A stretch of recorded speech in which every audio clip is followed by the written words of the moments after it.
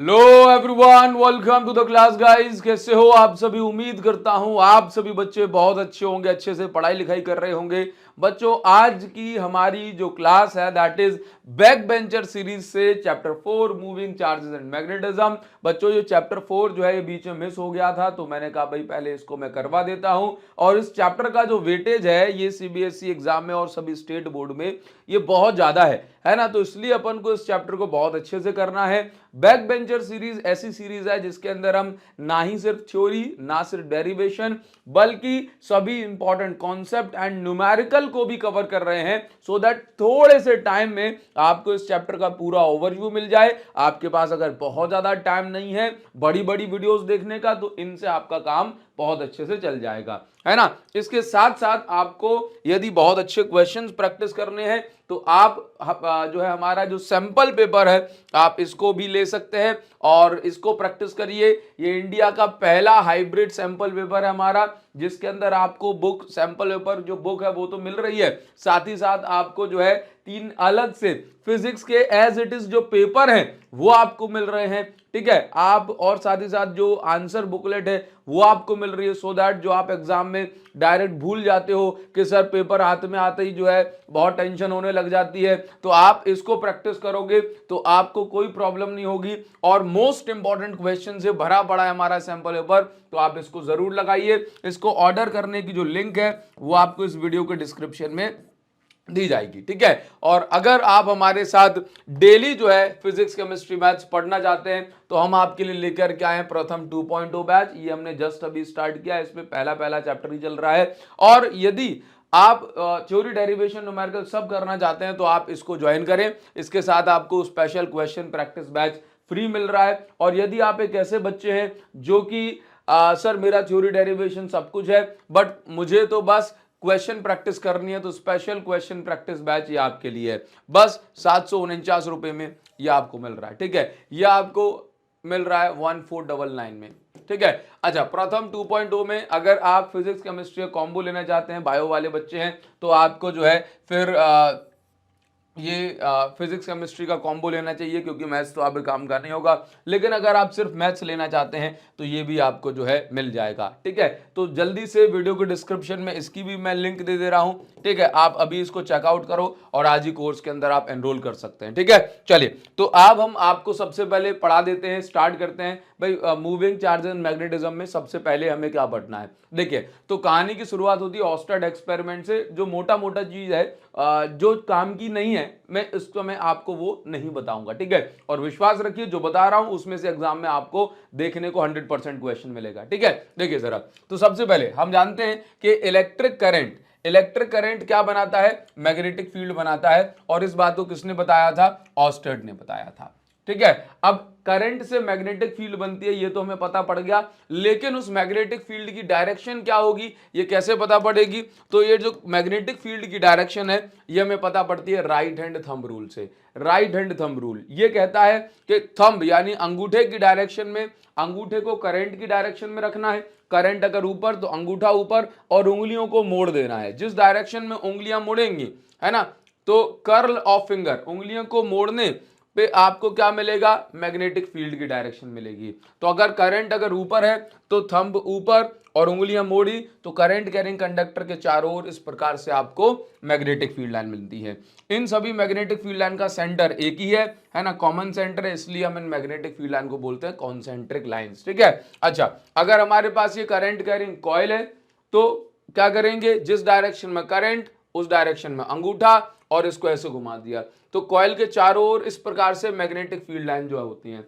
Centre पे आके जब सभी मैग्नेटिक फील्ड लाइन मिलने लगेगी, जगह नहीं होगी, तो ये सभी मैग्नेटिक फील्ड लाइन सेंटर पे एकदम सीधी हो जाएंगी। ये अंदर की साइड भी हो सकती हैं, बाहर की साइड भी हो सकती है, डिपेंड करता है कॉइल में करंट किस डायरेक्शन में है, ठीक है। चलिए, तो सेंटर पे मैग्नेटिक फील्ड की डायरेक्शन क्या होती है? तो आपको याद रखना है perpendicular to the plane of coil. क्या? Perpendicular to the plane of coil, मतलब सीधे आ रही होगी या सीधे जा रही होगी, ठीक है। बस ये बात आपको याद रखना है। सर कैसे पता पड़ेगा आएगी कि जाएगी? उसका सीधा सा रूल है।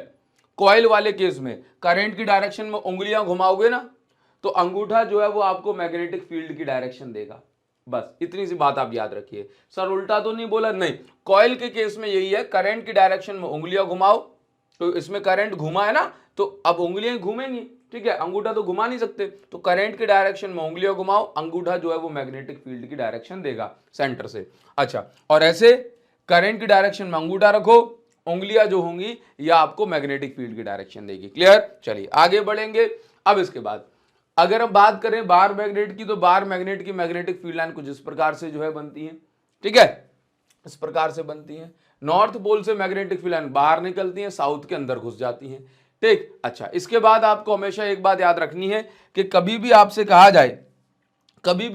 जाए कि भाई साहब जो इनवर्ड मैग्नेटिक फील्ड है उसका साइन क्या है, तो क्रॉस अगर लगा है तो इसका मतलब मैग्नेटिक फील्ड अंदर की साइड है, और अगर डॉट लगा है तो मैग्नेटिक फील्ड बाहर की साइड है। बस इतनी सी बात। यदि कॉइल में एंटी क्लॉकवाइज करंट फ्लो हो रहा है तो सामने नॉर्थ पोल बनता है, और अगर क्लॉकवाइज करंट फ्लो हो रहा है तो सामने साउथ पोल बनता है ना। चलिए, क्योंकि करंट कैरिंग कॉइल भी बाहर मैग्नेट के करंट कैरिंग कॉइल भी मैग्नेट की तरह एक्ट करती है ना, और मैग्नेट में एक साइड नॉर्थ और एक साइड साउथ पोल होता है। तो अगर एंटी क्लॉकवाइज करंट है तो सामने नॉर्थ पोल बनेगा, सामने से मैग्नेटिक फील्ड लाइन बाहर जाएंगी, ठीक है। क्लॉकवाइज करंट है तो यहां पे क्या बनेगा, सामने साउथ पोल बनेगा, और यहां से मैग्नेटिक फील्ड लाइन अंदर घुसेंगी, ठीक है। चलिए आगे बढ़ेंगे। तो अब आप यहां पर ये देखिए कि गोल्डन पॉइंट यहां पे कुछ लिखा देते हैं आपको, जो कि आपको ध्यान देना बहुत ज्यादा जरूरी है। गोल्डन पॉइंट ये है कि यदि चार्ज रेस्ट में रुका हुआ है तो रेस्ट चार्ज सिर्फ इलेक्ट्रिक फील्ड बनाता है।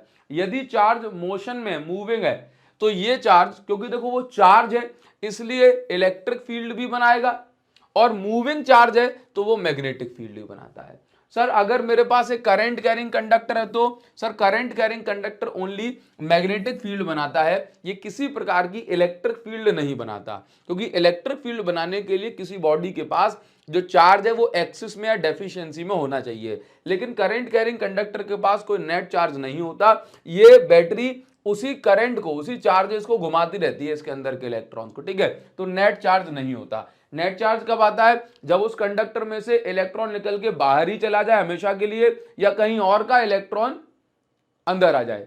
तो करंट कैरिंग कंडक्टर में तो उसके खुद के ही इलेक्ट्रॉन जो है सर्कुलेट होते रहते हैं, ठीक है। इसलिए ये तीन बातें आप याद रखिए, बहुत इंपॉर्टेंट है। Current carrying conductor electric field नहीं बनाता, ओनली मैग्नेटिक फील्ड बनाता है, ठीक है। आगे बढ़ जाएंगे।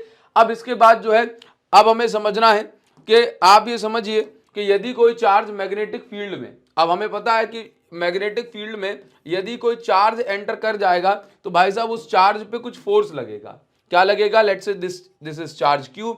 अब अगर ये चार्ज क्यू मैग्नेटिक फील्ड में एंटर कर जाएगा, चाहे ऐसे करे चाहे ऐसे करे, तो इस पे कुछ फोर्स लगेगा। वो फोर्स जो है तीन बातों पे डिपेंड करेगा। पहली बात ये है कि जो फोर्स होगा ये चार्ज के डायरेक्टली प्रोपोर्शनल होगा। दूसरी बात यह है कि उस चार्ज की वेलोसिटी कितनी है उस पर भी फोर्स डिपेंड करेगा। तीसरी बात, मैग्नेटिक फील्ड कितनी स्ट्रांग है उस पर भी डिपेंड करेगा। और चौथी बात जो है ये साइन थीटा पे भी डिपेंड करेगा। चार फैक्टर पे डिपेंड करने वाला है, ठीक है। तो आप ये देखिए कि लेट्स से कोई भी चार्ज अगर इस तरीके से एंटर कर रहा है ऐसे, ठीक, ये चार्ज हो गया क्यू मेरे पास, ये यहाँ पे मैग्नेटिक फील्ड और इस चार्ज की वेलोसिटी से क्या एंगल बन रहा है उसको हम थीटा बोलते हैं। ये 90 भी हो सकता है, 0 भी हो सकता है, 180 भी हो सकता है, ठीक है। तो इन बातों पर डिपेंड करता है। तो यदि मैं इन चारों फैक्टर को कंबाइन कर दूं तो मैं ये पाऊंगा कि फोर्स जो है ये इन चार फैक्टर पे डिपेंड कर रहा है, इनके डायरेक्टली प्रोपोर्शनल है। प्रोपोर्शनलिटी साइन हटते हैं तो एक कांस्टेंट आता है के, यहाँ पे के की कुछ इंपॉर्टेंस नहीं है, तो सिर्फ ये लिख दिया कि के इज इक्वल टू 1 होता है, ठीक है। तो F is equal to Q V B sine theta, और यहाँ पे जब भी साइन थीटा हटता है तो हमेशा वेक्टर साइन आता है, तो Q V cross B. Clear है। हमेशा एक नियम याद रखो कि साइन थीटा हटाओगे तो क्रॉस लगाओगे, कहीं पर भी कॉस थीटा होगा तो डॉट लगाओगे, बस। और हाँ, यहां पर इस बात को याद रखने के बाद आप ये समझिए कि साइन थीटा मैक्सिमम कितने डिग्री पे होता है, सर 90 डिग्री पे। तो 90 डिग्री पे क्या हुआ भाई, क्या हुआ, तेरा वादा वो कसम वो इरादा। चलिए, तो 90 डिग्री पे जो फोर्स होगा ये कैसा लगेगा भाई, 90 डिग्री पे इस चार्ज पे जो फोर्स होगा ये मैक्सिमम लगेगा, ठीक है। यदि जो चार्ज है मैग्नेटिक फील्ड के पैरेलल मूव कर रहा है तो theta 0 degree, anti parallel move कर रहा है तो थीटा 180 डिग्री। और 0 और 180 डिग्री दोनों की वैल्यू साइन में जो है 0 होती है। तो यदि चार्ज 0 डिग्री पे जा रहा है या 180 डिग्री पे जा रहा है तो दोनों ही केस में चार्ज पे कोई फोर्स नहीं लगेगा।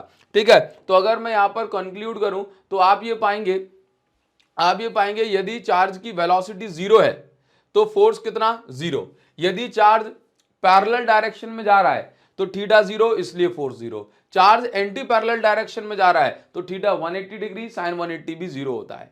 क्लियर, तो ये जीरो फोर्सेस के केस है। 90 डिग्री पे जाएगा तो मैक्सिमम फोर्स लगेगा। क्लियर है, ये बात आप याद रखो। 30 डिग्री पे जाएगा तो थीटा की वैल्यू 30 पुट करो, 40 पे जाएगा तो 40 पुट करो, 60 पे जाएगा 60 पुट करो। क्लियर है, तो ये होता है फोर्स का फॉर्मूला कि भाई कितना फोर्स जो है लगता है। क्लियर है। अच्छा, इसके बाद आपको याद रखना है कि जब भी कोई चार्ज मैग्नेटिक फील्ड में घुसेगा तो उस पर फोर्स कितना लगेगा, बताओ जरा। F is equal to Q V B sine theta. एक बार और बोलो, F is equal to Q V B sine theta. Clear है। लेकिन यदि कोई चार्ज मैग्नेटिक फील्ड में घुसता है तो वो कैसे एक्ट करेगा, उसका मोशन कैसा होगा। तो दो टाइप के मोशन होते हैं चार्ज के। एक तो चार्ज यदि जो है परपेंडिकुलर मैग्नेटिक फील्ड में घुस जाए, और दूसरा वो किसी भी एंगल पे मैग्नेटिक फील्ड में घुस जाए जहां पे चार्ज की वेलोसिटी और मैग्नेटिक फील्ड परपेंडिकुलर ना हो। ठीक है, तो सबसे पहला केस ये है। पहला केस कि motion of charge in perpendicular magnetic field. Perpendicular magnetic field में जब चार्ज एंटर करता है तो उसका मोशन सर्कुलर मोशन होता है। क्लियर है, इसका मोशन कैसा होता है, सर्कुलर मोशन होता है। क्लियर, चलिए इसके बाद जब भी कोई चार्ज परपेंडिकुलर मैग्नेटिक फील्ड में एंटर करेगा तो इसकी स्पीड और काइनेटिक एनर्जी नहीं बदलती। मैंने कहा स्पीड और काइनेटिक एनर्जी, सर वेलोसिटी बदलती है क्या? हाँ, वेलोसिटी बदलती है, क्योंकि वेलोसिटी का मतलब स्पीड और डायरेक्शन। तो जब भी सर्कुलर मोशन होगा तो डायरेक्शन तो बदलेगी, इसलिए स्पीड और काइनेटिक एनर्जी नहीं बदलती, वेलोसिटी बदलती है। क्लियर है। अच्छा, क्योंकि velocity consist of direction. Clear now, अब इसके बाद जब भी कोई चार्ज सर्कुलर मोशन करेगा तो ऑब्वियस सी बात है इस सर्कुलर मोशन में जो भी पाथ होगा उसकी कुछ रेडियस होगी। तो इस रेडियस के फॉर्मूला जो होता है that is mv by Q B. Formula as it is याद रखना, बहुत ज्यादा काम का फॉर्मूला है, न्यूमेरिकल खूब सारे पूछे गए हैं। mv by QB. Time period का formula 2 pi m by qB. Frequency का formula qB by 2 pi m। ये दो फॉर्मूले आप याद रखिए, बहुत इंपॉर्टेंट है। रेडियस का mv by QB, time period का 2 pi m by QB. Time period पर बेस्ड क्वेश्चन पूछा जाता है, काफी बार पूछा गया है कि टाइम पीरियड किस फैक्टर पर डिपेंड नहीं करता है। तो टाइम पीरियड का मतलब है कि एक चक्कर लगाने में कितना समय लगेगा, तो ये किस पे डिपेंड नहीं करता, ये वेलोसिटी पे डिपेंड नहीं करता। चार्ज की स्पीड है, वेलोसिटी क्या है, उस पर डिपेंड नहीं करता।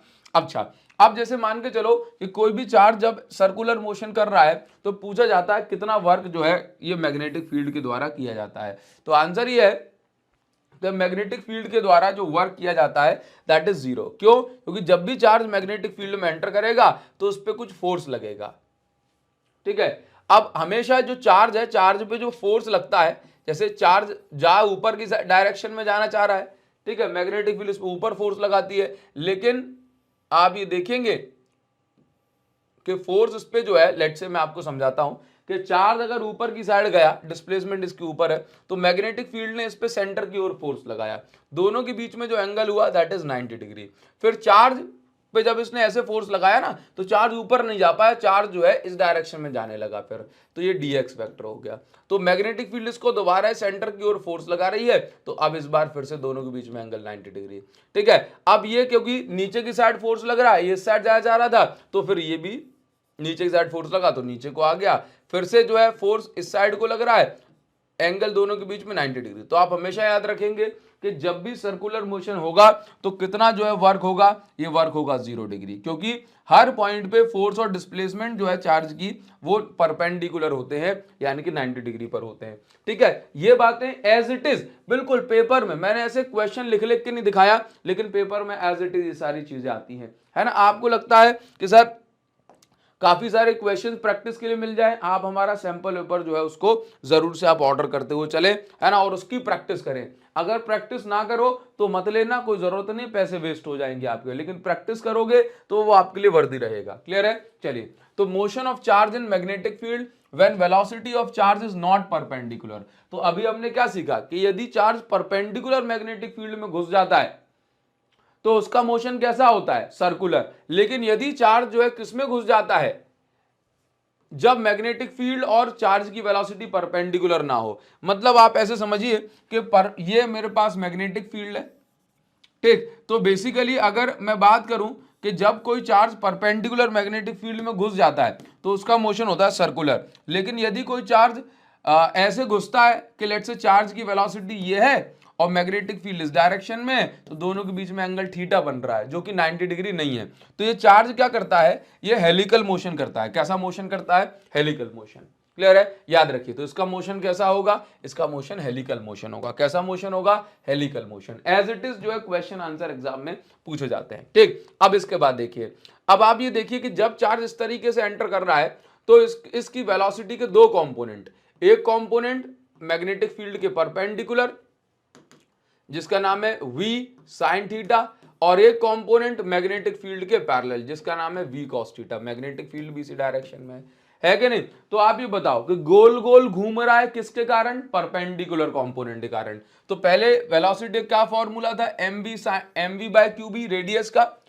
अब v नहीं, v का कौन सा component? v sin theta. v sin theta इसको गोल गोल घुमाने के लिए रिस्पॉन्सिबल है, इसलिए रेडियस में v sin theta. Time period तो वेलोसिटी पे डिपेंड करता नहीं है, तो टाइम पीरियड का फॉर्मूला सेम हो जाएगा। ठीक है, अच्छा। लेकिन अब यहां पर एक टर्म होता है जिसका नाम होता है पिच। क्या नाम होता है? पिच। ये एक टर्न से दूसरे टर्न्स के बीच की दूरी है, इसको हम पिच बोलते हैं। इस दूरी को हम क्या बोलते हैं? इस दूरी को हम पिच बोलते हैं। ठीक है, तो पिच बेसिकली हॉरिजॉन्टल डिस्टेंस है बिटवीन टू हीलिक्स या बिटवीन टू टर्न्स। ठीक है, अब पिच का फॉर्मूला क्या होता है? डिस्टेंस का फॉर्मूला क्या होता है? Speed into time. तो स्पीड, कौन सी स्पीड जो है आगे आगे बढ़ा रही है? v cos theta. तो v cos थीटा जो कि स्पीड या वेलोसिटी का मैग्नीट्यूड है, और टाइम, टाइम क्या है? टाइम पीरियड जो 2 पाई m बाय क्यूबी। बस, तो ये हमने जो है इसका पिच का फॉर्मूला बना दिया। ये सभी फॉर्मूले जो है आपको याद रखने हैं, ये आपके जो है बहुत ज्यादा काम आने वाले हैं। ठीक है, अच्छा। एक और जरूरी बात जो आपको यहाँ पे समझनी है कि यदि कोई चार्ज परपेंडिकुलर मैग्नेटिक फील्ड में यदि घुस जाता है, सर बैकबेंचर सीरीज है इसलिए पूरा नहीं पढ़ाऊंगा क्या? नहीं, एक एक बात पढ़ाऊंगा, ध्यान सुनना, जरा भी घबराने की जरूरत नहीं है। देखो, अभी मैंने आपको पढ़ाया ना कि यदि कोई चार्ज परपेंडिकुलर मैग्नेटिक फील्ड में घुस जाएगा तो उसका सर्कुलर मोशन हो जाता है। ठीक है, तो वो कैसे हमें पता पड़ता है, किस डायरेक्शन में घूमेगा, सारी बातें तो वो हमें पता पड़ता है फ्लेमिंग के लेफ्ट हैंड रूल से। तो फ्लेमिंग का लेफ्ट हैंड रूल हमें ये बताता है कि जब कोई charge magnetic field, perpendicular magnetic field में घुस जाता है तो उस चार्ज पे कितना जो है फोर्स लगता है, या कोई current carrying conductor perpendicular magnetic field में रखा हुआ है तो उस पर कितना फोर्स लगता है। हाँ, फ्लेमिंग का जो लेफ्ट हैंड रूल है ये परपेंडिकुलर मैग्नेटिक फील्ड के लिए ही वैलिड है। क्लियर है? अच्छा, तो फ्लेमिंग लेफ्ट हैंड रूल में तीन चीजें हैं। एक है फोर फिंगर, फोर फिंगर को, पहली वाली फिंगर को हमेशा मैग्नेटिक फील्ड की डायरेक्शन में रखना है। दूसरी है मिडिल फिंगर, इसको आप हमेशा जो है करंट की या फिर पॉजिटिव चार्ज की डायरेक्शन में रखेंगे। तीसरा है थंब, थंब को आप हमेशा जहां भी रखेंगे वो हमेशा आपको फोर्स की डायरेक्शन देगा। बस इतनी सी बात है। चलो छोटे छोटे सवाल आपके लिए जो है ये सिखा देते हैं आपको। ठीक है, एक आध का आंसर आपसे भी पूछेंगे कि भाई इसका आंसर क्या होने वाला है। अब देखिए, मान लेते हैं कि कोई चार्ज जो है इस डायरेक्शन में एंटर करता है। ठीक है, देखिए यदि कोई चार्ज नीचे की ओर एंटर कर रहा है, let's say this is positive charge, Fleming के लेफ्ट हैंड रूल से पॉजिटिव चार्ज पर फोर्स हम बता सकते हैं। ठीक है, तो आप यहां पर ये देखिए कि बेसिकली आप क्या करोगे, चार्ज की जो वेलोसिटी है, मैग्नेटिक फील्ड देखो, मैग्नेटिक फील्ड कहां है? अंदर है। ठीक है सर, अंदर है। ठीक, वेलोसिटी चार्ज की कहां है सर? नीचे आ रहा है। तो वेलोसिटी वाली फिंगर को ऐसे पकड़ के मैग्नेटिक फील्ड वाली फिंगर नहीं घूमनी चाहिए, है ना, ये वेलोसिटी को नीचे कर दो। तो बताओ फोर्स कहां लग रहा है? तो चार्ज आएगा नीचे आएगा, वैसा तो है नहीं घुसते ही जो है मुड़ जाए, नहीं ऐसा नहीं होगा। चार्ज आएगा और ऐसे आकर के ऐसे, फोर्स तो इस साइड लग रहा था ना, फोर्स साइड लग रहा है, तो बताओ फोर्स कहां लग रहा है? फोर्स कहां लग रहा है? क्या बोलोगे इसको? पॉजिटिव एक्स एक्सिस की साइड फोर्स लग रहा है। अब मान के चलो अगर ऊपर से इलेक्ट्रॉन आ रहा होता तो जो पॉजिटिव पे फोर्स की डायरेक्शन होती है उसके ऑपोजिट फोर्स की डायरेक्शन होगी नेगेटिव पे। नहीं समझ में आया? चलो एक बार और बताता हूं। ठीक है, अब मान लेते हैं कि कोई चार्ज इस तरीके से एंटर कर रहा है, let's say this is positive charge. ठीक है, ये वेलोसिटी है। ट्राई करें, मैग्नेटिक फील्ड कहां है सर? बाहर की साइड। तो मैग्नेटिक फील्ड वाली फिंगर कहां? बाहर की साइड। तो ये लो बाहर की साइड। ठीक है, चार्ज कहां जा रहा है? इस साइड। तो ये, अब इसको कुछ नहीं होना चाहिए, इसको अभी ऐसे ही रखो, ऐसे मोड़ दिया, वेलोसिटी चार्ज की इस साइड, तो फोर्स कहां लगेगा? डाउनवर्ड। तो ये फोर्स डाउनवर्ड लगेगा, मतलब चार्ज ऐसे जा रहा होगा और डाउनवर्ड मतलब ऐसे घूम जाएगा। ठीक है, जब नीचे आएगा तो नीचे आएगा मैग्नेटिक फील्ड बाहर की साइड, तो जब ये नीचे आएगा तो इस पे इस साइड फोर्स लगेगा, तो इस साइड घूम जाएगा, है ना। तो फोर्स कहां लगेगा बताओ, डाउनवर्ड लगेगा। और हाँ, अगर इलेक्ट्रॉन आ रहा होता तो उस पे लगेगा फोर्स अपवर्ड। चलिए एक होमवर्क आपके लिए, चलो एक होमवर्क है, ट्राई करके जरूर से बताएंगे, कमेंट सेक्शन में आपका इंतजार कर रहा हूं, ठीक है। आप बताएंगे, मुझे बहुत ज्यादा खुशी होगी कि हाँ भाई बच्चे जो है बैक बेंचर सीरीज को सीरियसली ले रहे हैं और पढ़ रहे हैं। तो चाहे कोई बताए या ना बताए, आपको जरूर से ट्राई करना है, ठीक है। चलो तो इसमें दो होमवर्क मैं आपको देता हूं। चलिए तो होमवर्क का नाम है, चलो एक्स नंबर का क्वेश्चन आपका ये है कि लेट से मेरे पास मैग्नेटिक फील्ड इस डायरेक्शन में है और एक पॉजिटिव चार्ज आता है, पॉजिटिव चार्ज आता है नीचे की साइड, इस पे फोर्स कहां लगेगा या बताइए जरा। और दूसरा क्वेश्चन ये है कि यदि मेरे पास ये मैग्नेटिक फील्ड है और यदि एक इलेक्ट्रॉन जो है यहां से घुस रहा है, यदि एक इलेक्ट्रॉन जो है यहां से घुस रहा है, ठीक है, तो इस पे किस डायरेक्शन में फोर्स लगेगा, इसका नाम है वाई।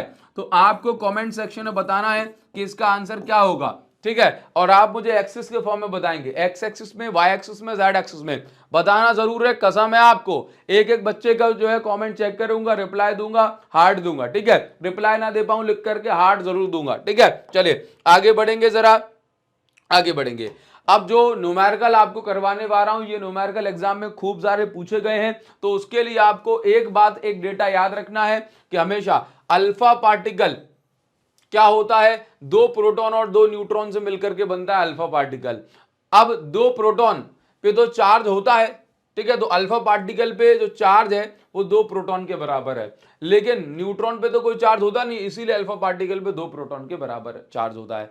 लेकिन दोनों पे मास तो होता है, प्रोटॉन और न्यूट्रॉन दोनों पे, तो आप ये देखेंगे मास जो होगा अल्फा पार्टिकल पे ये 4 प्रोटॉन के बराबर होगा। सर न्यूट्रॉन कहां गया भाई, न्यूट्रॉन प्रोटॉन का मास हम जो है लगभग सेम मानते हैं, इसलिए हमने कहा कि ये दो और ये दो सब मिलकर 4 हो रहे हैं, तो 4 प्रोटॉन के बराबर मास होता है, ठीक है। न्यूट्रॉन जो है ये एक प्रोटॉन और एक न्यूट्रॉन से मिलकर के बनता है, ठीक है। तो अब प्रोटॉन पे चार्ज होता है, न्यूट्रॉन पे नहीं होता, तो न्यूट्रॉन पे जो चार्ज है वो एक प्रोटॉन के बराबर है, लेकिन न्यूट्रॉन का जो मास है ये दो प्रोटॉन के बराबर होता है, ठीक है। बस ये बात आप इसको याद रखिएगा। आगे बढ़ जाएंगे, आगे बढ़ जाएंगे। अब जैसे क्वेश्चन जो हम करते हैं इसमें रेडियस पर बेस्ड खूब सारे क्वेश्चन आते हैं कि यदि कोई चार्ज अल्फा पार्टिकल ऐसे परपेंडिकुलर मैग्नेटिक फील्ड में घुस गया तो इस पाथ की रेडियस क्या होगी, है ना, काइनेटिक एनर्जी कांस्टेंट रख दी, मोमेंटम कांस्टेंट रख दिया, तमाम बातें, तमाम मुंह तमाम बातें, ठीक है। चलिए जरा, तो बेसिकली मैं आपको फॉर्मूला बता देता हूं कैसे बनता है। रेडियस का फॉर्मूला क्या होता है, mv बाय क्यूबी। अब होता क्या है बच्चों कि mv का मतलब होता है मोमेंटम, mv का मतलब क्या होता है मोमेंटम, तो रेडियस का हम ये फॉर्मूला भी लगा सकते हैं p बाय क्यूबी, ठीक है। अब मोमेंटम का एक और फॉर्मूला होता है √2m के, ठीक, अपॉन में क्यूबी, ये भी हम लगा सकते हैं। P is equal to √2m के क्लास 11th में पढ़ा था। अरे सर मर गया भाई साहब, मैं ये क्लास 11th पीछा नहीं छोड़ रही है। अब आप तो जो है बहुत ज्यादा परेशान हो गए, जो भी आपके छोटे भाई बहन सीनियर जूनियर जो भी है, सीनियर वो जो 12th क्लास में चटक गए हैं, उनको भी समझाइए कि जो पढ़ना जो है बेहद ज्यादा जरूरी है, 11th क्लास में पढ़ लिया करो। अच्छा आगे बढ़ेंगे, P is equal to Q B is equal to √2m के। और सर एक और चीज सुन लो कि √2m के की जगह हम लिख सकते हैं q इंटू बी, और अगर इलेक्ट्रॉन है तो q की जगह हम लिख देंगे E, ठीक है। तो ये 4 फॉर्मूले होते हैं रेडियस के, ये चारों जो है आपको काम आएंगे। सर कौन सा फॉर्मूला कब लगाना है ये भी बता दीजिए, तो सुन लो जरा, सुन लो बहुत बढ़िया से कान खोल के। जब भी आपसे कहे कि मोमेंटम कांस्टेंट है तो आप ये फॉर्मूला लगा लो, जब भी आपसे कहे वेलोसिटी कांस्टेंट है तो ये लगा लो, आपसे कहे काइनेटिक एनर्जी कांस्टेंट है तो ऐसा फॉर्मूला लगाओ जिसमें काइनेटिक एनर्जी आ रही हो, आपसे कहे कि पोटेंशियल सॉरी माफी चाहूंगा, क्यू वी मैं वी और बी में ध्यान नहीं दिया मैंने, है ना। चलिए तो जब भी आपसे कहे पोटेंशियल डिफरेंस, ये पोटेंशियल डिफरेंस है, ठीक है। जब भी आपसे कहे पोटेंशियल डिफरेंस कांस्टेंट है, सेम पोटेंशियल डिफरेंस, तो ये फॉर्मूला लगाओ, लगा लोगे। चलो क्वेश्चन आपको जो है समझाता हूं कैसे क्वेश्चन पूछे जाते हैं। चलिए आपसे, और जो भी ये क्वेश्चन करवा रहा हूं बस डेट तारीख नहीं डली है, ये समझ लीजिए कि एक एक क्वेश्चन जो भी बात यहां पर आपको इस क्लास में समझा रहा हूं वो ये अगर इतना मोटा चैप्टर है चैप्टर 4 तो उसका रस दे रहा हूं आपको। जूस पिला दो मौसमी का, आपको जो है जूस बहुत पसंद है इसीलिए मैं आपको एक चैप्टर 4 का जूस पिला रहा हूं। ठीक है, चलिए पी लोगे, ध्यान रखिए मौसमी का जूस काम नहीं आएगा पेपर में, आपको ये वाला जूस काम आएगा। ठीक है, क्या बात कर रहे हो, मौसमी का जूस पीना जरूरी है तो पी लो भाई, फिर पढ़ लेना। हाँ चलिए देखिए जरा, तो काइनेटिक आपसे क्वेश्चन में क्या कहा जाएगा, kinetic energy of alpha particle and proton is same. ध्यान दो, क्या कह रहे हो, अभी भी मौसमी के जूस के बारे में सोच रहे हो क्या? अरे यार मैं नहीं पढ़ा, फिर मैं जा रहा हूं भाई, मैं बंद कर देता हूं भाई कैमरा। आप जो है ध्यान देंगे जरा, जूस आपको बाद में मिलेगा, पढ़ लो अच्छे से, घर वाले आपका जूस बना देंगे।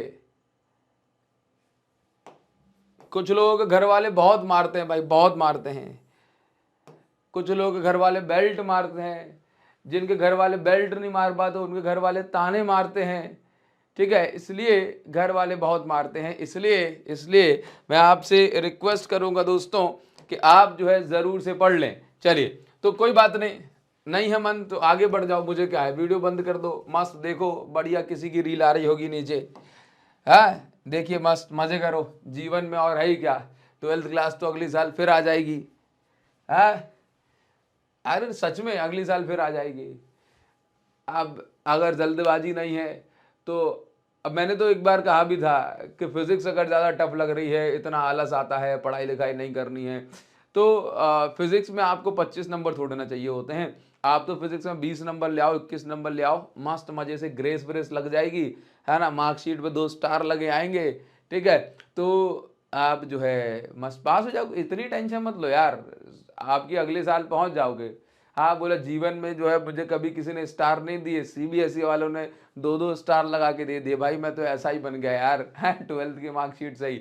चलिए देखिए जरा, ग्रेस लग जाती तो ऐसे स्टार लगा के दे देते हैं भाई कि ये बंदा जो है कृपा का, ग्रेस का मतलब होता है कृपा, हाँ तो ये बंदा जो है कृपा का पात्र है, इसको जो है सीबीएसई की असीम कृपा होगी आपके ऊपर, कम पढ़ोगे तो। हाँ चलिए देखिए जरा, तो यहां पर मैं आपसे कह रहा हूं कि बेसिकली कि kinetic energy of alpha particle और प्रोटॉन की काइनेटिक एनर्जी, अल्फा पार्टिकल और प्रोटॉन की काइनेटिक एनर्जी, सुनो, अल्फा पार्टिकल और प्रोटॉन की काइनेटिक एनर्जी कह रहा है कि सेम है, कैसी है, सेम है। अब बोलो जरा क्या सेम है, बोला काइनेटिक एनर्जी सेम है। अब वो आपसे तमाम बातें पूछेगा, कह रहा है कि रेडियस का रेशियो निकालो, मतलब एक मैग्नेटिक फील्ड में, ऐसे सुन लो, मैग्नेटिक फील्ड में जो है अल्फा पार्टिकल घुसेगा और इसी मैग्नेटिक फील्ड में ड्यूट्रॉन भी घुस जाएगा, कैसे भी घुस गया। ठीक है, अब हमें रेडियस के तो हमें इतने 4 फॉर्मूले पता है, कौन सा लगा दे, जिसमें काइनेटिक एनर्जी आ रही हो, जिसमें क्या आ रही हो, काइनेटिक एनर्जी आ रही हो, बस तो लगाओ radius of alpha upon radius of proton, proton है, अच्छा प्रोटॉन घुस रहा है तो प्रोटॉन लिख दो। ठीक है, कौन सा फॉर्मूला लगाया सर, कौन सा फॉर्मूला, तो आपने फॉर्मूला लगाया जिसमें काइनेटिक एनर्जी आ रही हो, कह रहा है काइनेटिक एनर्जी कांस्टेंट है, तो काइनेटिक एनर्जी में कुछ मत लिखना, अल्फा और प्रोटॉन की दोनों की सेम होगी, तो फॉर्मूला क्या होता है, √2m/क्यूबी। ठीक है, अब सेम मैग्नेटिक फील्ड में घुस रहे हैं तो भाई मैग्नेटिक फील्ड की जगह आपने ना अल्फा की लिखी ना प्रोटॉन की, सेम लिखा भी, काइनेटिक एनर्जी में सेम है। अब प्रोटॉन के ऊपर जाके पलट गई, बी से बी को उड़ा दो, ठीक है, √k से √k उड़ जाएगा, तो क्या बचेगा, ये बचेगा। अब मास ऑफ अल्फा पार्टिकल को, अल्फा के मास को प्रोटॉन में कन्वर्ट कर लो, तो अल्फा पार्टिकल का मास कितने के बराबर होता है, 4 प्रोटॉन के मास के बराबर। ठीक है, अच्छा अल्फा का चार्ज कितने के बराबर होता है, 2 प्रोटॉन के बराबर। भाई ये नहीं लिखाया, कितना ही अनपढ़ हो यार, हाँ ये नहीं लिखाया, जब भी एम अल्फा दिख जाए उसकी जगह 4mp लिख सकते हैं। ठीक है, जब भी क्यू अल्फा दिख जाए उसकी जगह ये लिख सकते हैं, रूट के अंदर लिखा, ड्यूट्रॉन पे चार्ज इसके बराबर, ड्यूट्रॉन पे का मास इसके बराबर। ठीक है, तो बस आपको जो है इस प्रकार से जो है लिखना है। ठीक, तो अल्फा का मास 4√4mp। ठीक है, mp की जगह तो mp लिखा मैंने, मतलब इसके नीचे पहुंचा दिया। ठीक है, QP की जगह QP लिखा, Q अल्फा की जगह ये लिख दिया। 2 टाइम्स ऑफ QP। समझ गए? बस कैंसिल वैंसिल कर दिया। नहीं समझ में आया कोई बात नहीं है। रूट M अल्फा की जगह 4 टाइम्स ऑफ MP, ठीक है, अपॉन Q अल्फा की जगह 2 times of charge on proton, QP की जगह QP, इसकी जगह रूट MP। अब कर दो काटा पीटी भाई। अब काटा पीटी करोगे तो यहाँ पे QP से तो QP कट जाएगा, रूट MP से रूट MP कट जाएगा, रूट 4 कटेगा तो 2 बचेगा। तो यहाँ पे 1:1 रेशियो निकल के आ रहा है। मतलब अल्फा पार्टिकल घुसेगा, प्रोटॉन घुसेगा, है ना। दोनों की अगर काइनेटिक एनर्जी सेम है तो दोनों का जो रेडियस का रेशियो भी सेम होने वाला है। अब इस तरह के सवाल जो एग्जाम में खूब सारे और कई बार पूछे गए हैं। अब मान के चलो कि क्वेश्चन ऐसा भी पूछा जा सकता है कि अगर आपसे कहा जाए कि वेलोसिटी ऑफ अल्फा पार्टिकल, अब कौन कांस्टेंट है, बोला वेलोसिटी। अब कौन कौन जा रहा है, alpha particle and neutron. If velocity is same तो वेलोसिटी वाला कौन सा फॉर्मूला है, R is equal to mv/qb। निकालना क्या होता है, क्या निकालना है, रेशियो ऑफ रेडियस, रेडियस का रेशियो आपको निकालना है। अब रेडियस का रेशियो निकालना है तो क्या करेंगे मुन्ना, क्या करेंगे, तो अब आप ये समझो कि यहाँ पे अल्फा का और न्यूट्रॉन का, तो एक बार अल्फा का तो mass of alpha, charge on alpha. अब वेलोसिटी तो उसने कांस्टेंट बोला ही है, मैग्नेटिक फील्ड ऑलरेडी कांस्टेंट है, ठीक है। तो बस अल्फा की वैल्यू अपॉन में न्यूट्रॉन, न्यूट्रॉन के ऊपर जाके पलट जाएगी, तो जो कैंसिल हो रहा है उसको कैंसिल करो, वेलोसिटी से वेलोसिटी को उड़ाओ, ये बच रहा है। अल्फा का मास 4 टाइम्स ऑफ प्रोटॉन, अल्फा का चार्ज 2 टाइम्स ऑफ प्रोटॉन, बस सब रख के 1:1 फिर निकल के आ गया, है ना। तो इसी प्रकार से जैसा कहे वैसा वैसा अपन कर लेंगे। अब देखिए एक क्वेश्चन पूछा गया कि एक प्रोटॉन है और एक इलेक्ट्रॉन है, ये दोनों परपेंडिकुलर मैग्नेटिक फील्ड में एंटर करते हैं, यानी कि दोनों की वेलोसिटी सेम है, ये उसने ऐसा बोला। Whose frequency and radius will be greater during circular motion. अब आप ये देखिए कि फ्रीक्वेंसी उसने पूछा किसकी फ्रीक्वेंसी ज्यादा होगी, मतलब कौन ज्यादा चक्कर लगाएगा। तो फ्रीक्वेंसी का फॉर्मूला हमने रखा, उसी से तो पता पड़ेगा। तो हमने देखा प्रोटॉन और इलेक्ट्रॉन की बात हो रही है, तो चार्ज दोनों के लिए कांस्टेंट हो गया, मैग्नेटिक फील्ड कांस्टेंट 2π कांस्टेंट है, तो फ्रीक्वेंसी मास के इनवर्सली प्रोपोर्शनल बैठी। तो जिसका मास ज्यादा उसकी फ्रीक्वेंसी कम, जिसका मास कम उसकी फ्रीक्वेंसी ज्यादा। तो ये फिर इसके हिसाब से प्रोटॉन का मास ज्यादा तो प्रोटॉन की फ्रीक्वेंसी कम हो जाएगी, ठीक है। टाइम पीरियड के बारे में पूछा होता तो फ्रीक्वेंसी और टाइम पीरियड उल्टे होते हैं, तो जिसकी फ्रीक्वेंसी ज्यादा उसका टाइम पीरियड कम, ठीक है। अब उसने ये भी पूछा था कि रेडियस किसकी बड़ी होगी, तो रेडियस का फॉर्मूला mv/qb होता है। तो रेडियस आप ये देखो कि चार्ज दोनों पे सेम है, तो q तो नेग्लेक्ट मतलब कैंसिल हो गया। मैग्नेटिक फील्ड जो है आपकी ये दोनों के लिए सेम है। आगे क्या बोल रहा है, सेम वेलोसिटी से जा रहे हैं तो v सबके लिए सेम है। तो रेडियस मास पे डिपेंड कर रही है, जिसका मास ज्यादा उसकी रेडियस ज्यादा, ठीक है। तो प्रोटॉन का मास ज्यादा तो प्रोटॉन की रेडियस ज्यादा। तो इस प्रकार से इन फॉर्मूले के बेस पर कई सारे जो क्वेश्चंस है पूछे जाते हैं। तो मैं आपसे बिल्कुल ये हाथ जोड़ करके रिक्वेस्ट करूंगा कि आप इस टाइप के क्वेश्चंस ज्यादा से ज्यादा लगाएं, सो दैट आप ज्यादा से ज्यादा आपके अंदर कॉन्फिडेंस आ पाए, ठीक है। अच्छा तो देखिए जरा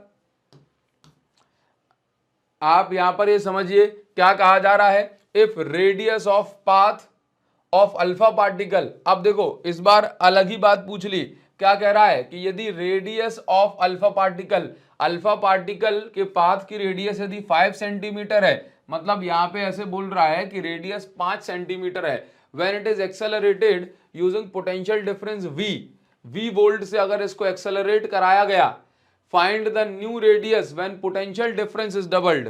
क्या कह रहा है मैं आपको समझा देता हूं।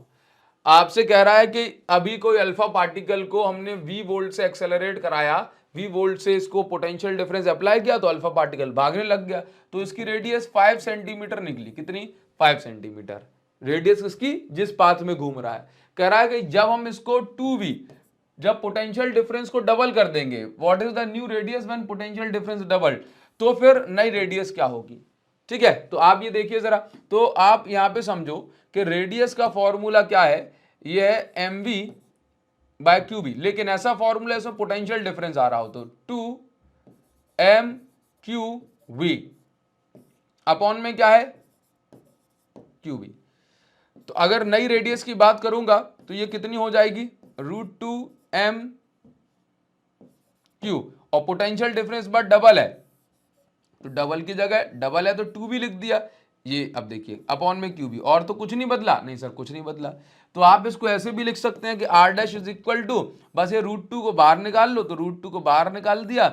अब ये क्या लिखा है, √2m³ कैपिटल V अपॉन में QV। ये क्या है, ये तो हम पुरानी वाली रेडियस लिख रहे हैं, और पुरानी वाली रेडियस ने क्या बोली है कि इफ रेडियस ऑफ पाथ, जब उसको v वोल्ट से एक्सेलरेट कराया तो 5 सेंटीमीटर रेडियस थी, तो r डैश की वैल्यू क्या हो जाएगी, √2 इंटू 5 सेंटीमीटर, मतलब 5√2 सेंटीमीटर। इस प्रकार से क्वेश्चंस आते हैं, तो आप इनको जरूर से प्रैक्टिस करें, जरूर से प्रैक्टिस करें, ठीक है। चलिए, तो ये मैंने आपको यहां पर बताया। अब मैं आपको आगे ले चलता हूं, और अगला टॉपिक जो है हमारा, दैट इज कॉल्ड लॉरेंट्ज फोर्स। अब लॉरेंट्ज फोर्स क्या होता है, एक एक बात जो पढ़ा रहा हूं भाई साहब, मतलब ना कहीं इधर उधर लपेटे की बात आपको बता ही रहा हूं, एक एक शब्द जो मेरे मुंह से निकल रहा है उस पे से क्वेश्चन बना है और बनेगा, इसलिए आप एक एक बात को अच्छे से नोट करते चले जाएंगे, ठीक है। चलिए देखिए जरा, अब बेसिकली हमारी मजबूरी होती है कि एग्जाम टाइम पे आपके पास क्योंकि समय ज्यादा नहीं होता, तो आपको छोटे वीडियोस के फॉर्म में कंटेंट हम प्रोवाइड करवाते हैं, ठीक है। अदरवाइज मैंने सेम चैप्टर पे शायद 5 घंटे का वन शॉट बनाया है, ठीक, इसलिए काम की बात ही ज्यादा अपन कर पाएंगे। आप लोग समझते हो कि नहीं समझते? हाँ, तो मैं आपको बस यही बात बता रहा हूं कि हर एक बात पे ध्यान दें, ऐसा ना समझे कि सर ये तो छोटी वीडियो है तो इसके अंदर क्या ही आएगा। मैं कोशिश कर रहा हूं कि भाई इस वीडियो के अंदर आपको कूट कूट के कंटेंट भर पाऊं, ठीक है।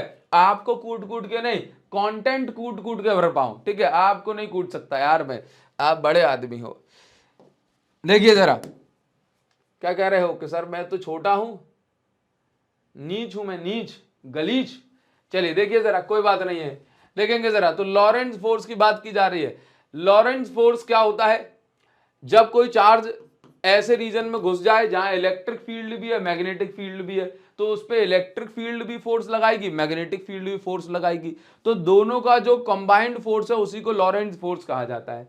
बेसिकली मैग्नेटिक फील्ड और मैग्नेटिक फोर्स और इलेक्ट्रिक फोर्स जब कोई चार्ज पे लगते हैं तो उसी को क्या कहा जाता है, लॉरेंट्ज फोर्स। मैग्नेटिक फोर्स का फॉर्मूला है QV×B, इसका फॉर्मूला ये है।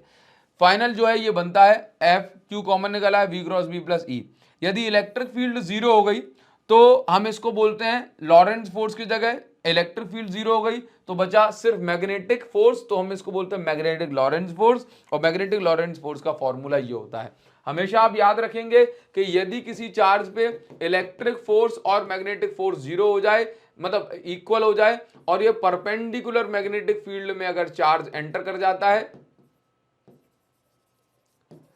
तो चार्ज जो है अनडिफ्लेक्टेड जाता है।